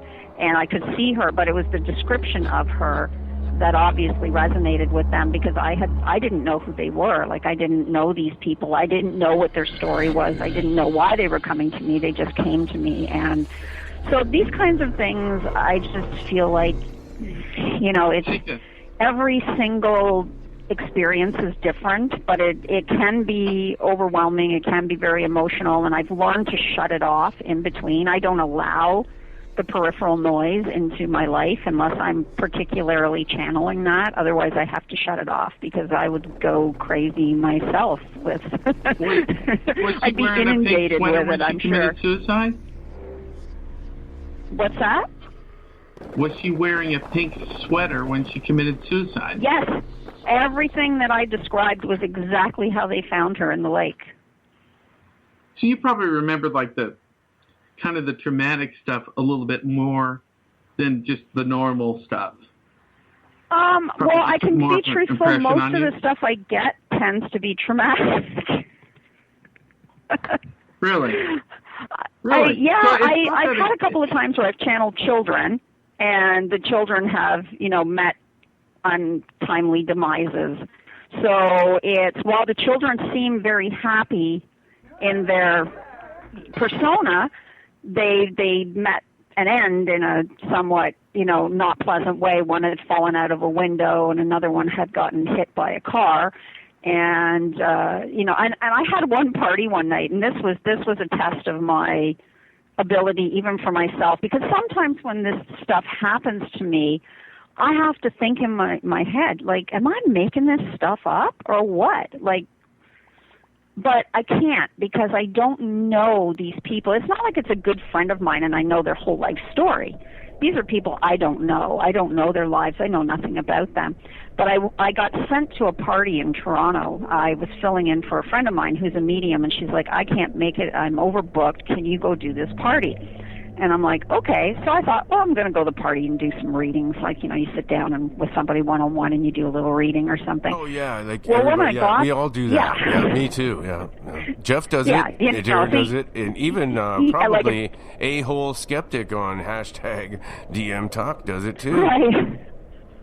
He well, sits down and does some little people readings will with go and people sit down and do in the park. Yeah, that's right. We all do that. Everybody. We all do it, right? And so anyway, I got sent to this party, and I wasn't really sure what to expect. I was just told there was going to be a bunch of women there, and, you know, so I was thinking, oh, it's like a girls' night out, so we're going to have a laugh, and we're going to do some little readings or something, right? Well, it ended up that I got into this place, and on my way there, my husband was actually driving me into Toronto. I got, I don't know, maybe 10 blocks from the place, and I had the worst pain in my stomach and in my chest, and I just felt horrible and nauseous, and I was like, what the heck, right? And I got to the party, and I introduced myself, and we all sat down at this table in the dining room, and there was myself and I believe about 8 other women, and I just sat down, and I was like, okay, why am I here? You know, I'm thinking, okay, so they're all sitting around, they're having wine, and they're having a, you know, we're talking. And then all of a sudden, it just happened. It was like instantaneously, this person appeared. Well, she didn't appear, but she appeared to me. And she was sitting literally right, like, beside me and just giving me all this information. And, I was pointing at people at the table. Slow down, hang on. Did anyone else see that?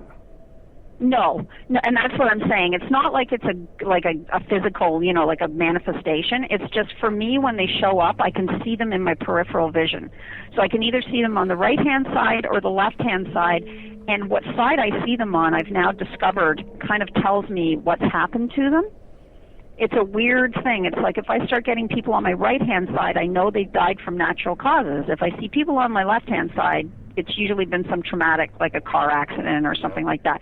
So it's almost weird now that my It's something more ability I find it really interesting that you said that. has because, allowed me to divide, Sika, who these people are. Hang on. Let me.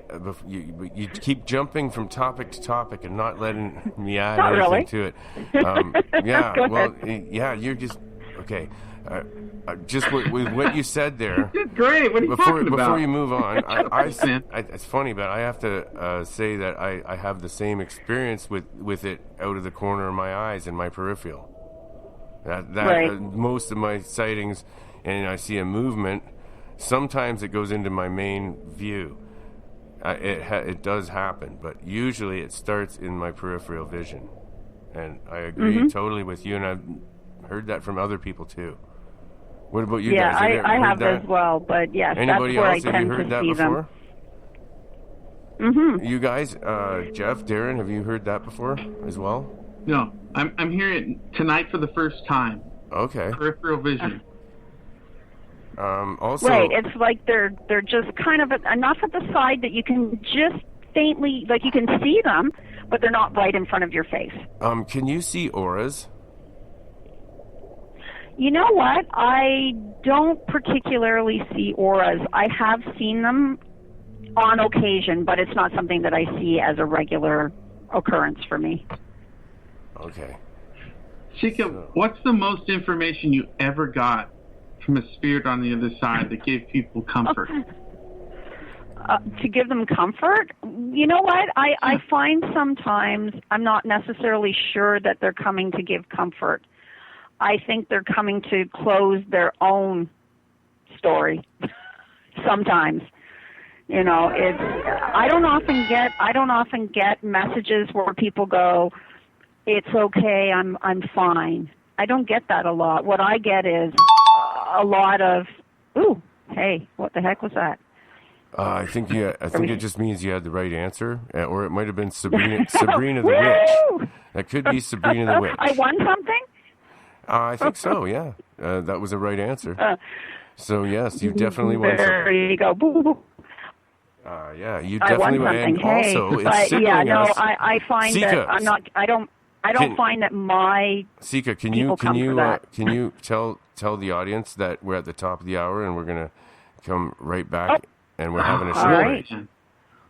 Apparently, we talk a lot and we're at the top of the hour, so we're going to take another break and then we'll be back. Unless you don't want to. If nobody needs a break, Hey, I I'll didn't just say keep. that. We can. All right. I don't need a break. I'm good. But hey. Oh, I got a really cool selection here. I think Everyone's want to rock with the Wolfman. Sometimes they want to rock There with the you go. Wolfman. All right. So we want to rock. And I'm thinking I'm going down to the dungeon. And I'm going to pull out Dracula.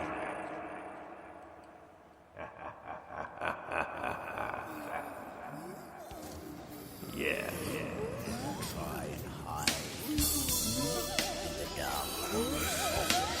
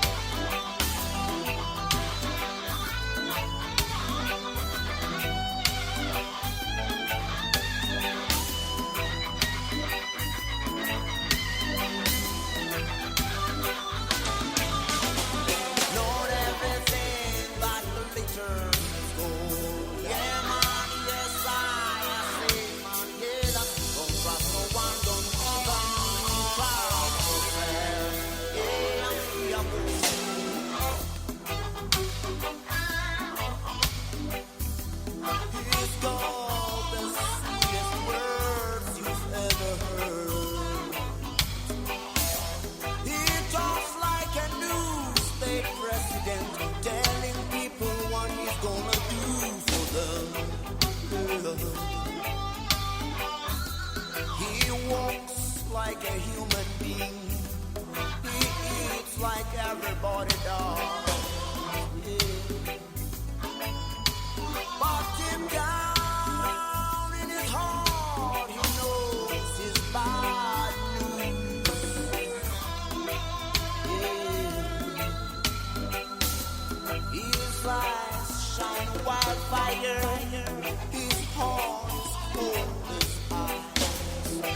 No mercy at all. Dracula, Dracula.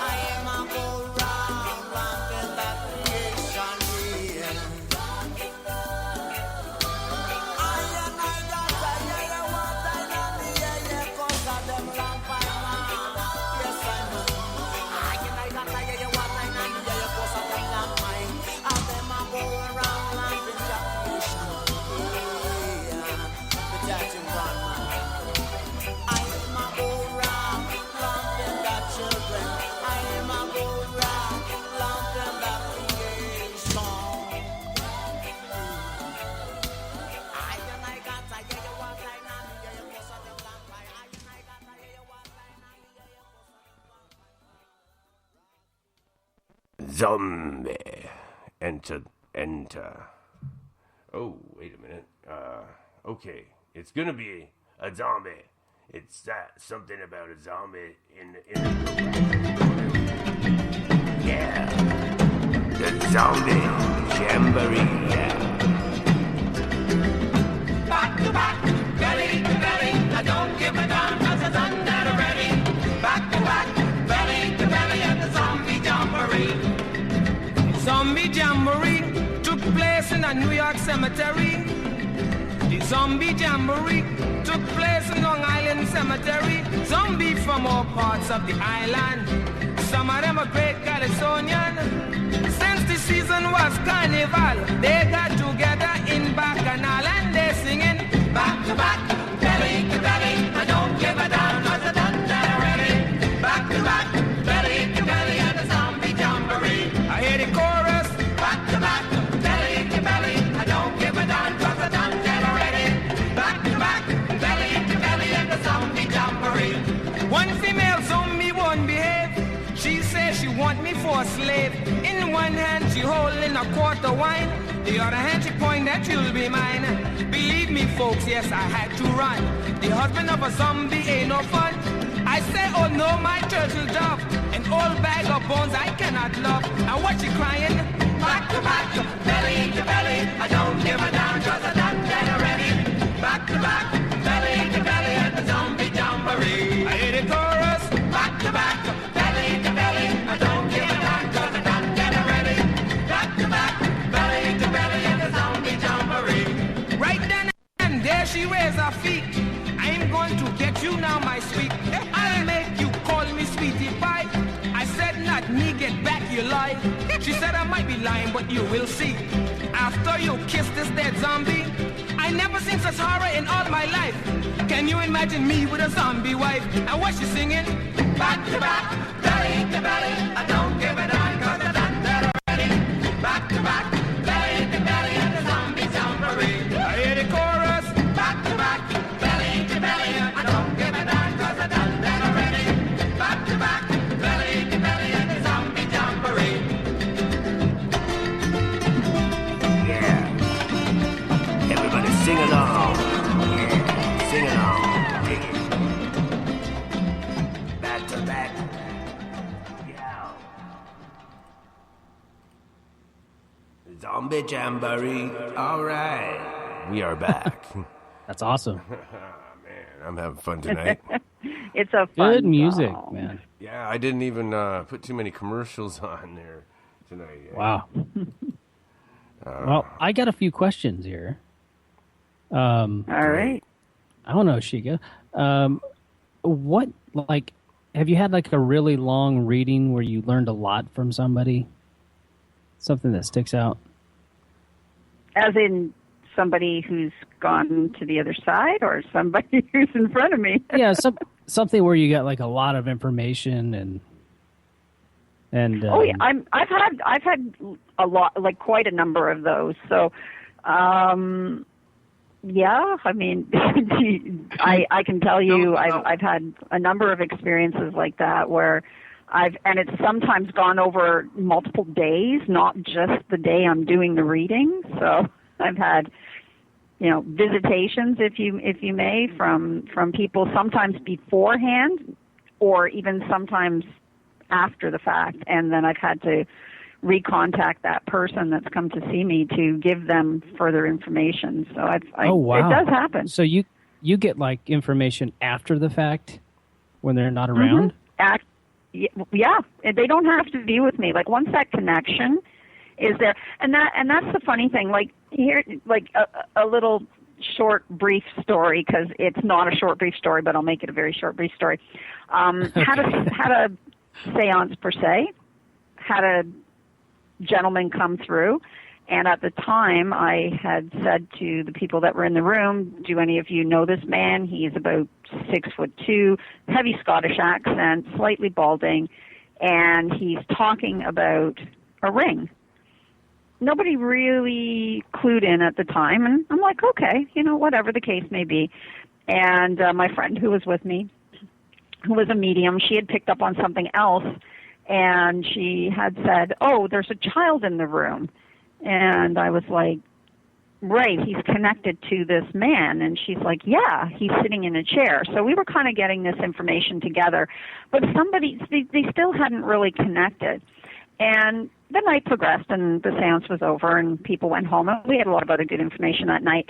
But the next day, I was at work, and I had a shop at the time called the Spiritorium, so we sold oddities and a lot of things like that, and I used to do readings and things in the shop. So the person that had visited, the Scottish gentleman, entity, spirit, he came back the next day, and he was nagging me. He was like, he was upset, and he was kind of angry, and I said, look, I don't know who it is that you're trying to connect with, because nobody, identified. And of course, I'm not saying this out loud, I'm just saying it in my head. It's like, look, you're going to have to get them to contact me, because I don't know who they are. And that day, this woman calls, and she's like, it's funny, I was at the seance, and I was talking to my sister, and I was telling her about this man named Eddie, or Ed, and the ring and everything, and she said, my God, you know what, that's Dad.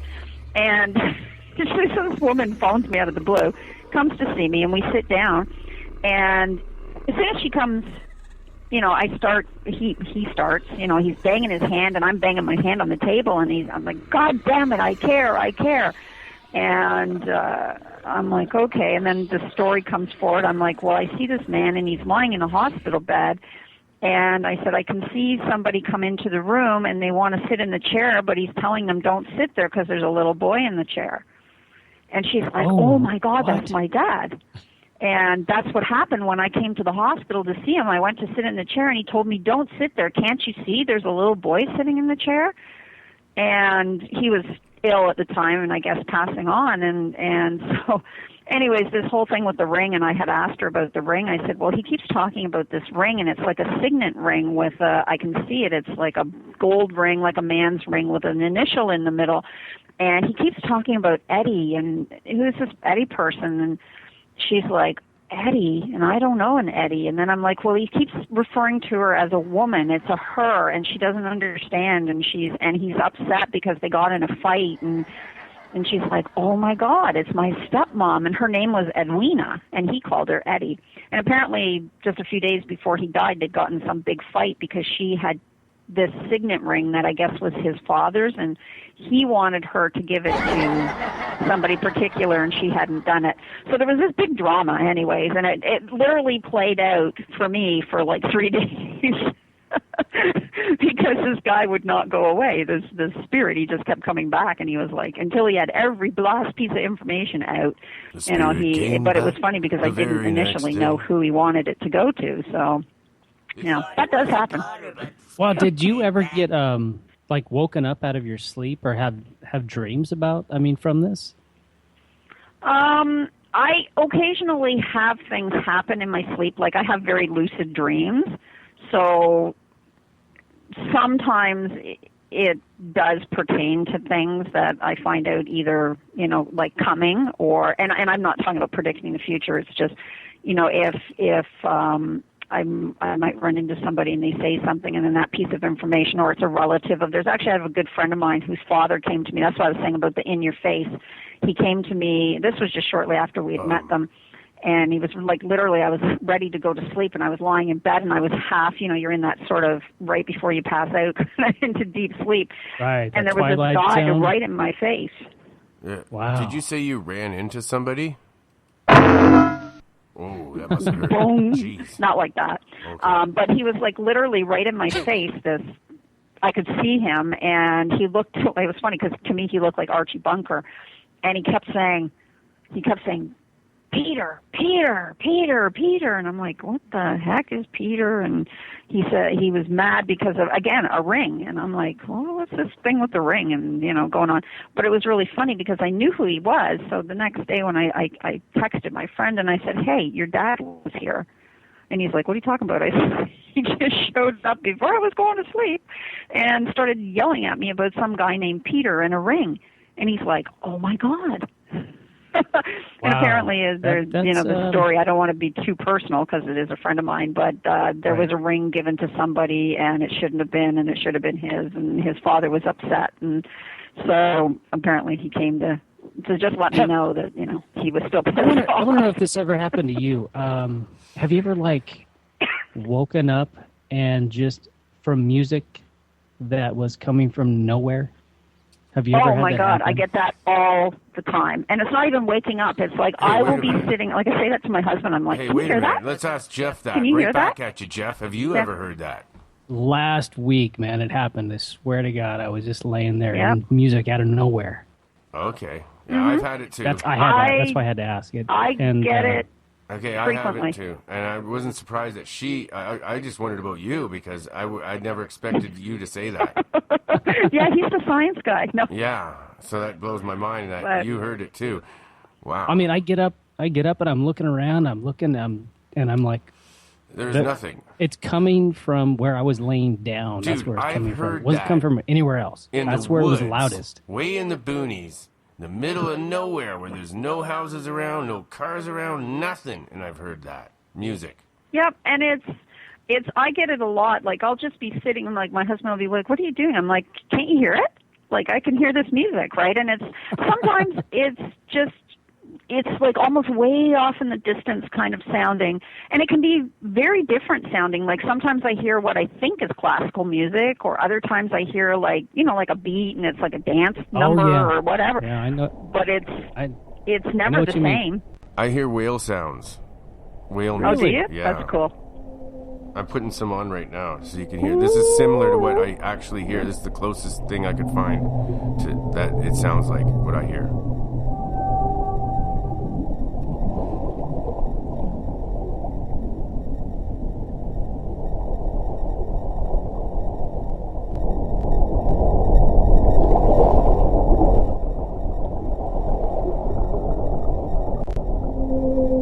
Yeah, like that. Well, you know what I find interesting, though, is that, again, music is energy, and it resonates throughout, you know, sound waves carry. So it doesn't, it's sometimes it's just like, are we hearing this from somewhere else? Is this just out there?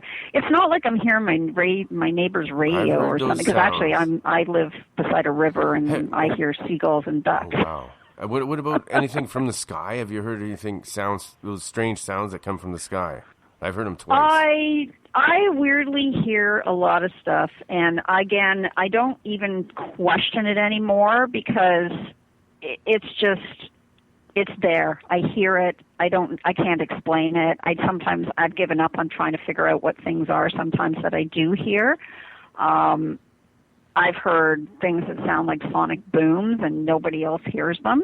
And I'm like, really? You don't hear that? Like, it's like a frickin' bomb went off. There's been all kinds of reports of that lately all around the world, but some of it's been recorded even.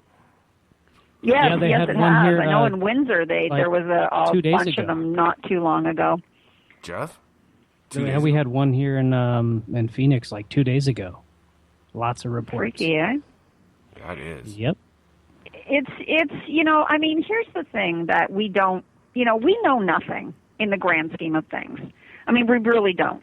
We don't know how our brains work. We don't know what's out there, and we don't know how so many things happen in nature, as I'm putting quotation marks around that. We are really out of touch with our environment for the most part. I think most people are. And, you know, when you hear stories of, like my husband now, he's First Nations and French. So when he talks about, you know, stories from his family and the Les Sauvages, and because they're from Quebec, and it's, you know, you have to wonder that some of these stories, and here's something that I'm going to throw this out here because this is a very vivid memory for me, and it's something that happened to me. I was about 12 years old. I grew up in a very rural farming community. It was lots of little wood lots and creeks and things, and as kids we ran around and played and all these things. I never went home. That means I was sitting. Man, you're gonna have to save that. Oh yeah, we're coming to the bottom of the hour. Oh, we got a little time. We got a little time. You can finish actually. There's still 5 minutes. Sorry. Okay. What, no, I was just saying quickly. What? Okay. Yeah.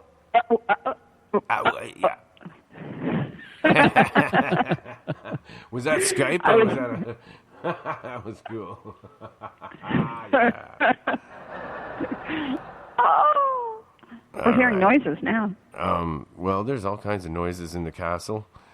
Mm-hmm. Yeah, but also the chat room wants us to open the lines, and they're requesting that you give readings. Oh, hey. That's good. I have no visual, Can you do but I readings can on do the it. fly? What's that? Yeah, after this break, if it's okay with you, I'm going to open the lines up and let people call in if they want a reading. All right. Sure. All that sounds like fun. Okay. I'm up for a challenge. Because we got a half hour left, so we got to do it in the last half hour for sure, man. If there's people, How much longer till the break? Well, 5 minutes. Okay, I got a question. So we got about 5 minutes to answer. Have you ever, Shika? Have you ever like solved like a crime or a mystery, something that, something significant? Well, no. And I say, well, no, because not for any like police entity No, or no. anything. Okay, then what about something that someone was Mary really curious, Schofield wanted to story know, was somewhat and of you were a- able to figure it out? Mm-hmm. That was an interesting, like the Mary Schofield story, just on that one, because she kept saying, "Find me, find me." And after I'd done all my research, I'd gone to the archives, and I had indeed found her family and found the family tree, and her name was missing from it. So we proceeded to enter her name into the family tree. Her name was there. It was actually, she was the third wife of Adam Schofield, but it was like a question mark and then a wife. So we filled that blank in. So yeah, I guess that's significant in the terms of a family tree for somebody. This is in the archives in Port Colborne. So that was some information that was missing from that record. So something like that, but I've never done anything for police or anything like that. So, I might if I was asked. I've just never been asked. Did she have any children? Mary Schofield, no. She was a third wife, and I believe she didn't marry him until she was in her 40s. So there were no children from her. So she was, I guess she was just more of a companion. Chica? Yes. What's your favorite investigation you've ever been on? My favorite investigation, probably the house I did, the haunted B&B in Niagara Falls. That one was a ton of fun and got some really, really compelling results. Can you tell us about it before the break? What do I got, like a minute? No, you can always push it a little bit. Yeah, okay, so I went to do an investigation at a B&B in Niagara Falls and was invited by a friend. We went in, again, didn't want to know much about the property, just showed up and did my thing, went through the house, got a number of different variants in the house, came across a few spirits, some names, things that the owner of the house was aware of already, which was great because they were able to confirm those for me. But the interesting thing was in the second half, I had an entire experience of, again, a War of 1812 moment where some soldier had come through and was there before the house even existed. So I was giving details of what the property, what the land was like, what was happening, his name, what had happened in his life, which was interesting, and we kind of I went through that series of details with everybody that was there. There was like 30 people, and we took that all and we went and did some research and found out that everything that I had indeed received was verifiable and indeed in records. So I love when that kind of stuff comes up. Do you remember his name? Oh yeah, Michael Greenlee. Michael Greenlee was the gentleman's name. He was British again? Nope, he's American. American. He was American. American soldier who fought in the War of 1812 at Lundy's Lane. He did not die in Lundy's Lane. He actually went back to Pennsylvania and raised his family, but I think it was the incident of what had happened around that. So he had the things that had come up was essentially the name James, Indians 7, 12, murder, killed. There was all kinds of things he kept saying to me over and over and over again. And at one point I couldn't get him to speak, so I asked my husband to speak to him because he was in the armed forces before, and so he was a little, and he was a male. So when you're thinking of 1812 and women prodding, men for answers, they don't like to talk. So I sort of fed my questions through my husband so that we could get some details. But he did give us all that information, and when I found the genealogy for the Greenlee family, they had come from England, landed in Virginia, been in Virginia for a while. Some of the family had moved, and Michael Greenlee had moved to Pennsylvania with his father. His father was killed by Indians, and he went to live with his Uncle James. And so all of that had come out in the whole incident. And then, we were able to verify it. When you get a name and then you can confirm it? I mean, does that just make it 100% sure in your mind that it's all real? Darren, we're at the bottom of the hour, sir. Yes, for sure. I mean, that for me, when you can validate information that you did not have before, names of people that you did not know, yes. Yeah. I mean, I I don't think you can make that stuff up. No, you can't. And we No. are at the bottom of the hour, everyone. Thanks for listening. We're taking another short break like we always do, and I'm going to give you some really cool stuff from the Wolfman and the Monster Castle. And this is our new this is our new compilation here, sent from Darren. What are the gentlemen who made this? Can you introduce them and let everyone know who made this? This is Boudreaux and James. That's made right, Boudreaux and James. Thank you. Thank The you, guys. beginning of this is from Tron. This is awesome. You seen ghosts? You talk about them. Aliens, you talk about them. Are you kidding me, Wolfman? You literally had ghosts calling on a ghost box. You're going to lose a lot of credibility. Lake Monster gobble you up in one fucking bite. I'm calling you out, my friend. You are scared of the girl from Texas. Well, I sure wouldn't be sitting there admiring the rippling, glistening fucking muscles of the fucking marsupial. You was hairier than this ass punch. Oh my goodness. Who in the world are you? Are you hovering like that? Angry and blood. Do your neighbors hear you? You must live in the forest for you to yell that loud. The Monster Castle. Paranormal Radio. Witnesses have described it as not quite right. Right. The Wolfpack. Oh my goodness. Oh yeah. I'm only over here because I heard your sweet fucking voice on the phone. They say that heaven is like TV, a perfect little world that doesn't really need you, and everything there is made of light, and the days keep going by. This is Here they come. Laurie Anderson, Strange Angels, Monster Castle Paranormal. Here they come.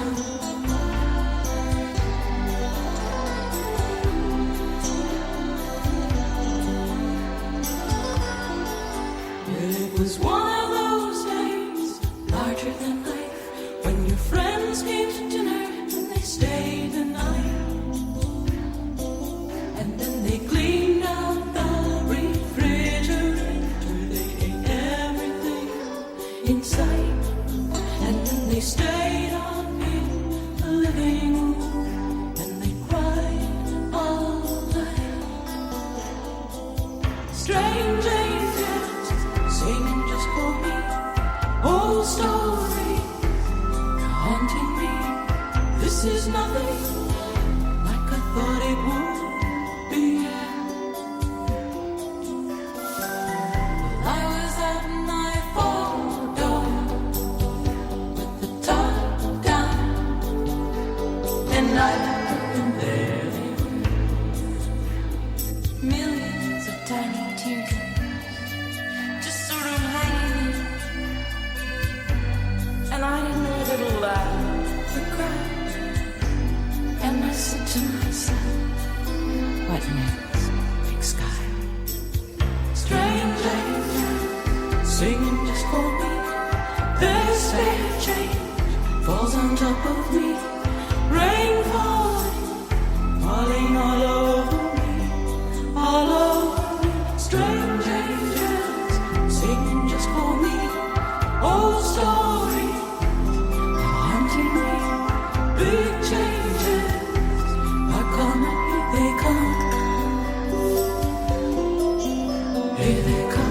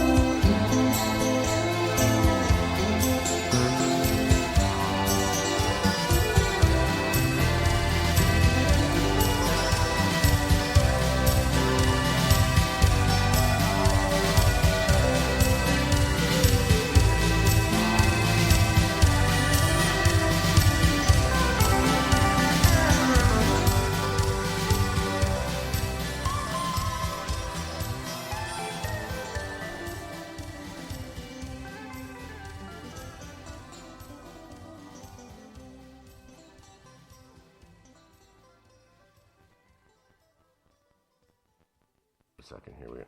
We're back. All right. We are back on the air. But I'm going to do one more thing. Okay, yeah. Where were we? Sika was... I don't know. Where were we? We were somewhere in the peripheral. Yeah. We were talking about live readings. Oh. We were mentioning that's right. No, readings. we were opening up the phone lines. Anyone who wants to phone in, it's 775-990-8447. I'm going to repeat that. Get a pen out.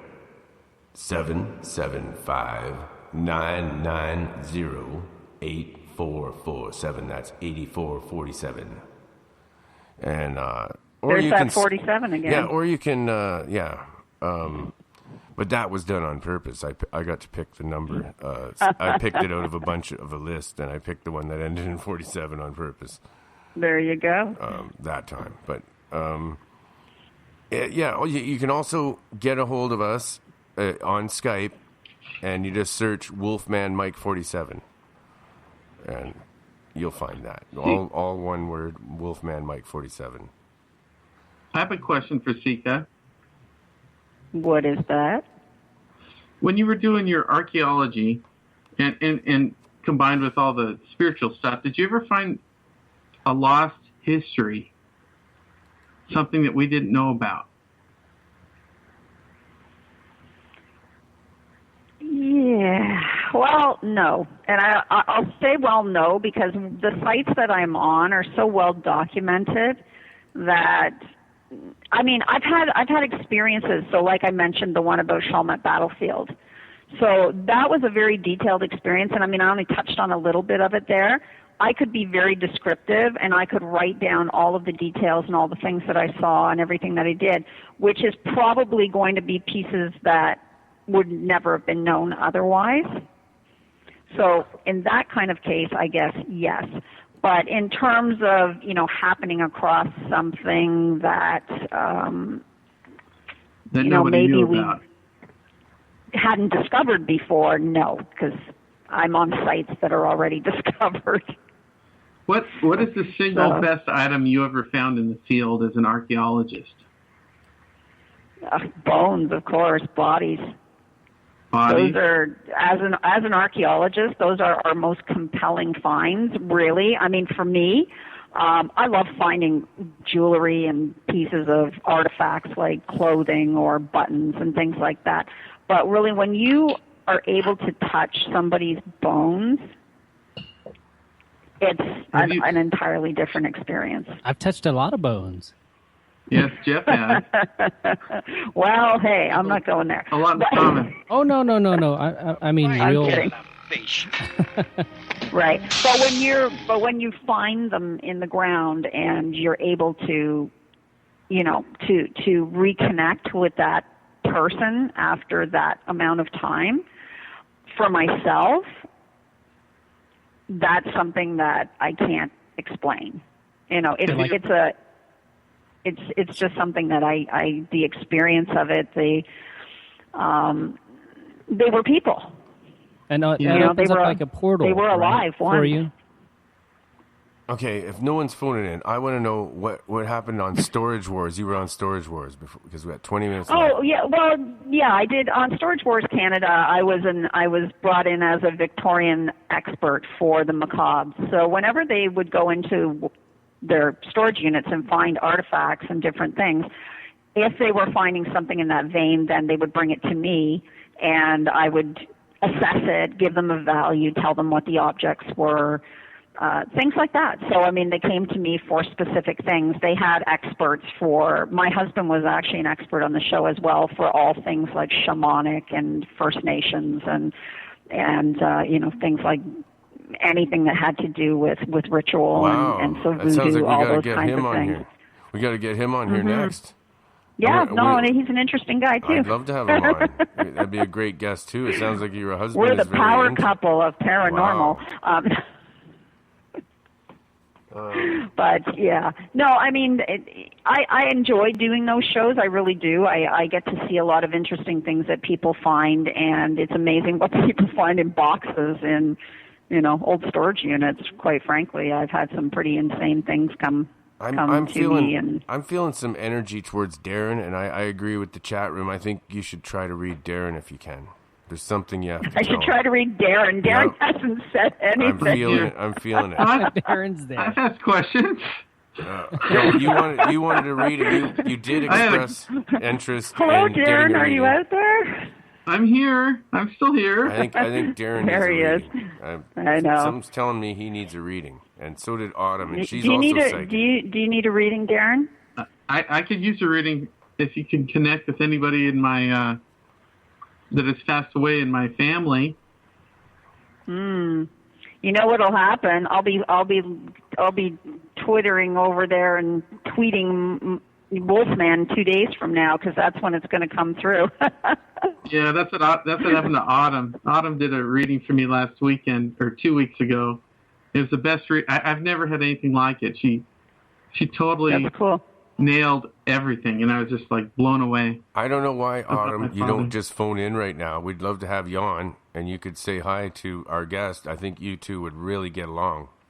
I know. Yeah, I like I know. meeting other people who can do things. But like I said, I find for me the way that I do my readings, I don't mind doing readings over the phone, but I really do like a person in front of me so that I can read their energy. But I also it doesn't preclude that Darren, like I said, 2 days from now. So from Well, let me know if you get anything. Your peripheral will not come Autumn through needs and a go, picture. hey. She always needs a picture. Oh, by the She way, gets the pictures. TweetDeck is now up and running again. Hey, TweetDeck. It sounds. Oh, we got a caller. Yay, a caller. Oh. Caller, you are live on the air on Monster Castle Paranormal with Sika and the Wolfman, Jeff the Grey, and Darren of the Inquisitor. Hi, I have a person. Hello? A person called from Mr. Midnight Movie. Will you pay for the charges? Yes. Go ahead, caller. Hello? This is Wolfman Mike from Monster Castle Paranormal. Buenos nachos. You are live on the air, sir. Thank you. Have you got a question for the guest, Sika? She's a psychic. Well, technically, I'm a medium. A medium, yeah. Well, anyways, a psychic medium, an intuitive. Please hold while I consult with my client. This could be good, Mr. Midnight Movie. She's a medium. Why don't you talk to her about one? You know who? I like my steak medium, not medium No, rare, sorry. but medium. Okay. I believe I like mine rare. I know what's going on here. We've just connected with another paranormal show, and how you doing, Debbie? This isn't Debbie. This is... No, I was going to ask you, if you're really a medium, is there any way that you could try to tap into somebody through the phone of one of their people that's on the other side in another dimension? I'm not really hearing you clearly, so I'm not really sure what you're asking. It's really garbled, so maybe if Yeah, it's a somebody little else bit. is hearing for better, Sounds they like a can bad let me connection. Could you repeat is she that? speaking English? Caller, could you try to clear up your end and repeat that? Can you tap into somebody from the other side that's with us? Can you tap into somebody from the other side that's with us through the phone? That's what she's asking. know. Okay, no. And the reason I say no is because I don't tap into people. They have to tap into me. So if they want me to put a message out, then they will send it to me. I do not contact people. They have to come to me. And that's my thing. There might be people that can contact people by, putting it out in the ether, but that would be a very vague reference because first of all, I don't have any energy line to work from because I'm not sitting in front of somebody. And second of all, like I say, people will come to me, but there has to be a connection. So at this point, I don't go, woohoo, hey, out there in the ether, come to visit me. It doesn't happen that way for me. Can you give a reading to my friend on the line with me? His name is Brian. All right. What does he want to? What does he want to know? what's his in truth, sign? as I was saying to Wolfman, I'm not really a reader over the phone. I'm an energy reader, so for me, doing readings over the phone is Okay. not my best medium. Maybe if he talks to us, tells us Yeah, a little bit about himself. I've got nothing to go on maybe here. You'll get something. Just try. Well, We got another caller. I am a stone cold atheist. I don't necessarily. I'm not putting you guys down, but I'm not someone who believes in any form of afterlife, let alone like any form of. And I certainly could be wrong. I'm open to the fact of paranormal, I'm glad you said that, sir. Because you got to be open to the. I don't know what's going. I don't know. All I can do is say what I've seen. And, Yeah, exactly. Me and too. I don't really know either. I don't. And it doesn't have anything to do with religion because I'm not religious. I don't follow any religion. neither I'm am pretty I. much like yourself. I'm a person of science. I consider myself to be, I don't believe in any God or any of that kind of stuff myself. I'm just an So experiencer. how you explain this? Yeah, me. Like- I'm just like an Wolfman experiencer. said. Yeah, I don't know what's going on. I've experienced things, and I don't know what to make of it. And I'm just trying to find out if other people have had these same kind of things happen to them. Now, what do you think of people who are really skeptical? Like, I mean, have you guys heard of like James Randi and those types of people, like who are skeptical? Hey, what's your name, sir? Of course. Hey, Of can course. can we have your name, caller, please? It's Brian. Okay, Brian. Cool. Brian. Yeah, he did say it was Brian. Right on. Thanks. Yeah. Oh no, and you know what? Here's the thing. I mean, I'm skeptical sometimes. So, this is not something that you can nail down. It's not something that you can be 100% for sure about. And that's like we were talking about tonight, like even between Wolfman and I, we're saying, oh my God, does that happen to you? Does that happen to you? Because these are things that sometimes you have a hard time as the person experiencing it, wrapping your head around it. And you think, am I crazy? Like, how could I, but there's certain things you just can't make up, certain things that you can't know and you can't, but if they can be validated, there has to be something to it. But again, what is it? I don't know. And that's, I think, as people in the paranormal that we're constantly trying to research and find these answers. Are they out there? Maybe. But it's like anything. You kind of have to be open-minded about it. So if you're a skeptic, that's great. But also, if you don't believe at all, then of course, like even myself, like giving a reading to somebody who doesn't give off any energy or who's already putting up a wall or building up some kind of negative, sort of idea that they don't believe it. In truth, it's an exchange of energy. So if you're not giving anything to me, I'm clearly not going to receive anything, and I'm not going to be able to give anything back. And that's the best way I can explain it. It's not, to me, it's not something magical or mystical or like, woohoo or airy-fairy. It's a transference of energy, and that's how I see it. So, as a skeptic, I hope you can appreciate that. I'm not about to tell you about angels and demons or any of that because I don't go for that stuff myself. I'll tell you something. I don't know, Wolfman. What do you have that was to a great say? answer. I have certainly, as I've grown older, I know somebody is out, like, who has nefarious, who's underhanded. As I've grown older, I know when someone is a BSer, like, or someone is cruel or someone is mean. You get a sense about somebody. Well, that's your intuition. Yeah, you got to keep up with that.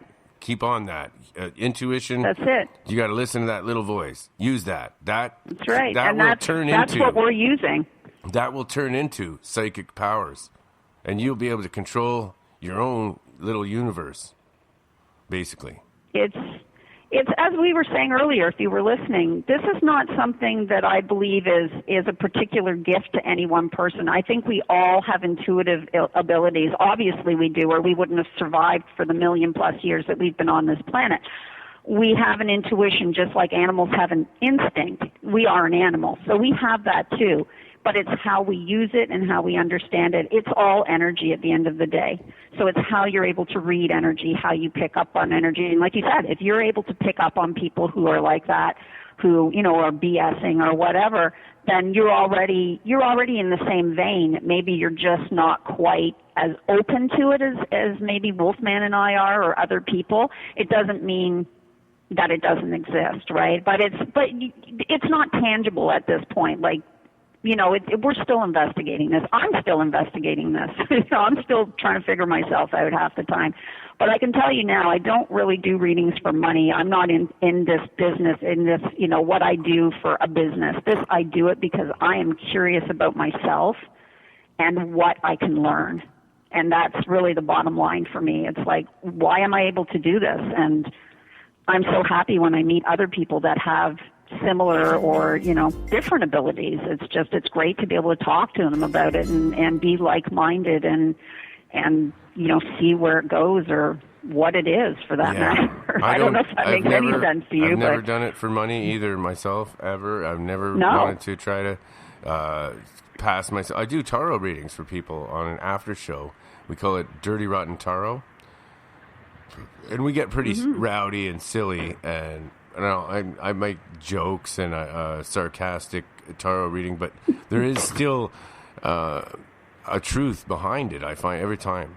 And it for sure. It blows for sure there is. people's socks off when I do it, because they're like, well, it was funny and everything, but you were right. That's it. But let me ask you, Brian, I'm curious, are you listening to this show just with your friend, or are you really curious about this, but because you feel that you're, a non-believer in a sense, when you think of yourself as an atheist, what does that mean? Does that mean that you believe nothing? I don't understand. Or do you believe in science, or what is your form of being an atheist? My form of being an atheist is I believe that the Bible is something that sounds made up. I mean, particularly if we're going to biblical standards, that the Bible is something that is made up. And I basically am a non-believer on that sense. I mean, as far as God is concerned, there was he's a black atheist of Atlanta, and he said, the Bible is man-made, and God is the star of the show, so he must be made up too. So it's like, it's so God, the Bible sure. is. I understand what you're saying with that, and again, the Bible is a book written by people. So, and it's stories, and it's morals, and it's it's there for a reason. It doesn't mean you have to believe in God, but at the end of the day, what I am asking though is, as an atheist, do you believe in science? Do you believe in science, in the theory of science? Yes, I do, and I also believe in it. You know what?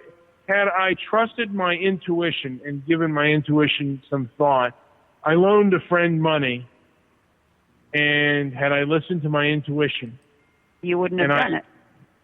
I certainly would not have done it. On two, I loaned friends money, and it's you know what, they were, in my opinion, the way they behave while owing me money has shown me that they're not good friends to begin with. So I got that form of clarity. And again, and I understand that. And as Wolfman said, that's your gut instinct, right? That's built into us for a reason. That is our safety guard. That is what keeps us alive. So if you put yourself back, 1,000, 5,000, 10,000 years ago, that instinct kept you alive. Yeah, and so some people call it your there for a reason, angel, right? And your guardian angel, some people call it. It's that's just that right, little or voice. whatever you want to call it. Yeah, I mean, it's I'm not religious, so I think of it as a gut instinct, as a natural. It's there to protect us, to save our lives. Damn, we got 5 minutes left. 5 minutes. Mm-hmm. Wow. There you go. Okay, we got to thank you for coming on. Do you have any other questions, Brian? While we're you got 1 on the minute, line? and then I have to thank the guest and then close her down. Mm-hmm. You got 1 minute. Then we're getting kicked off. Oh, I don't have any more, but I'll say on this. Thank you for calling. Kind of interesting because I can get I guess how to read people and stuff is something that and it's true. I didn't go on my gut instinct and this.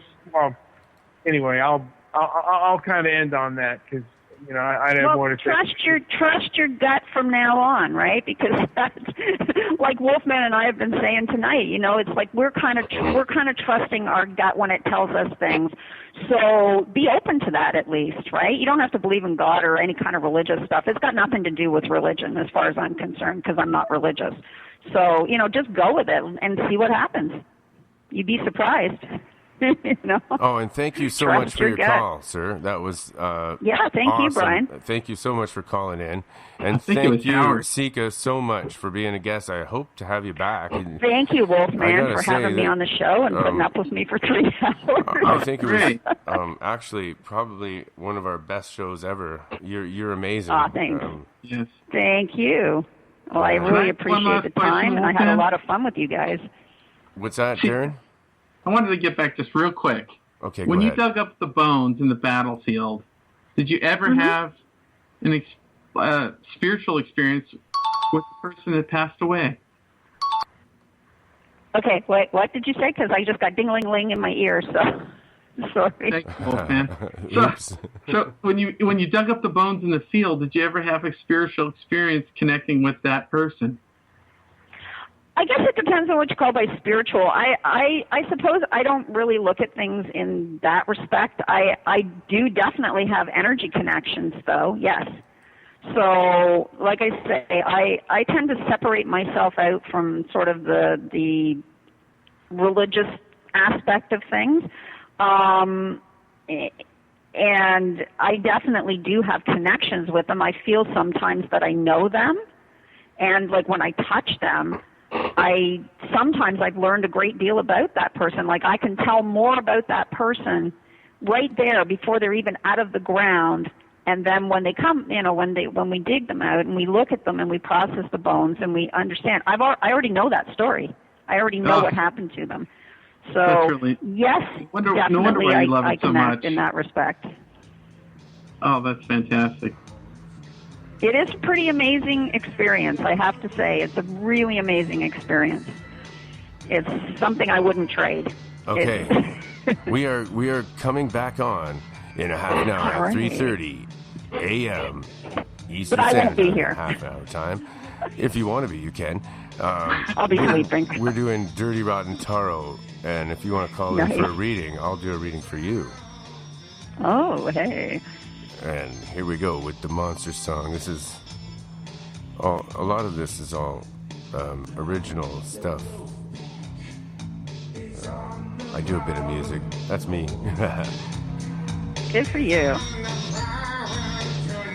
This is our closer song. I haven't quite finished it, but this is the monster song from Monster Rock Paranormal.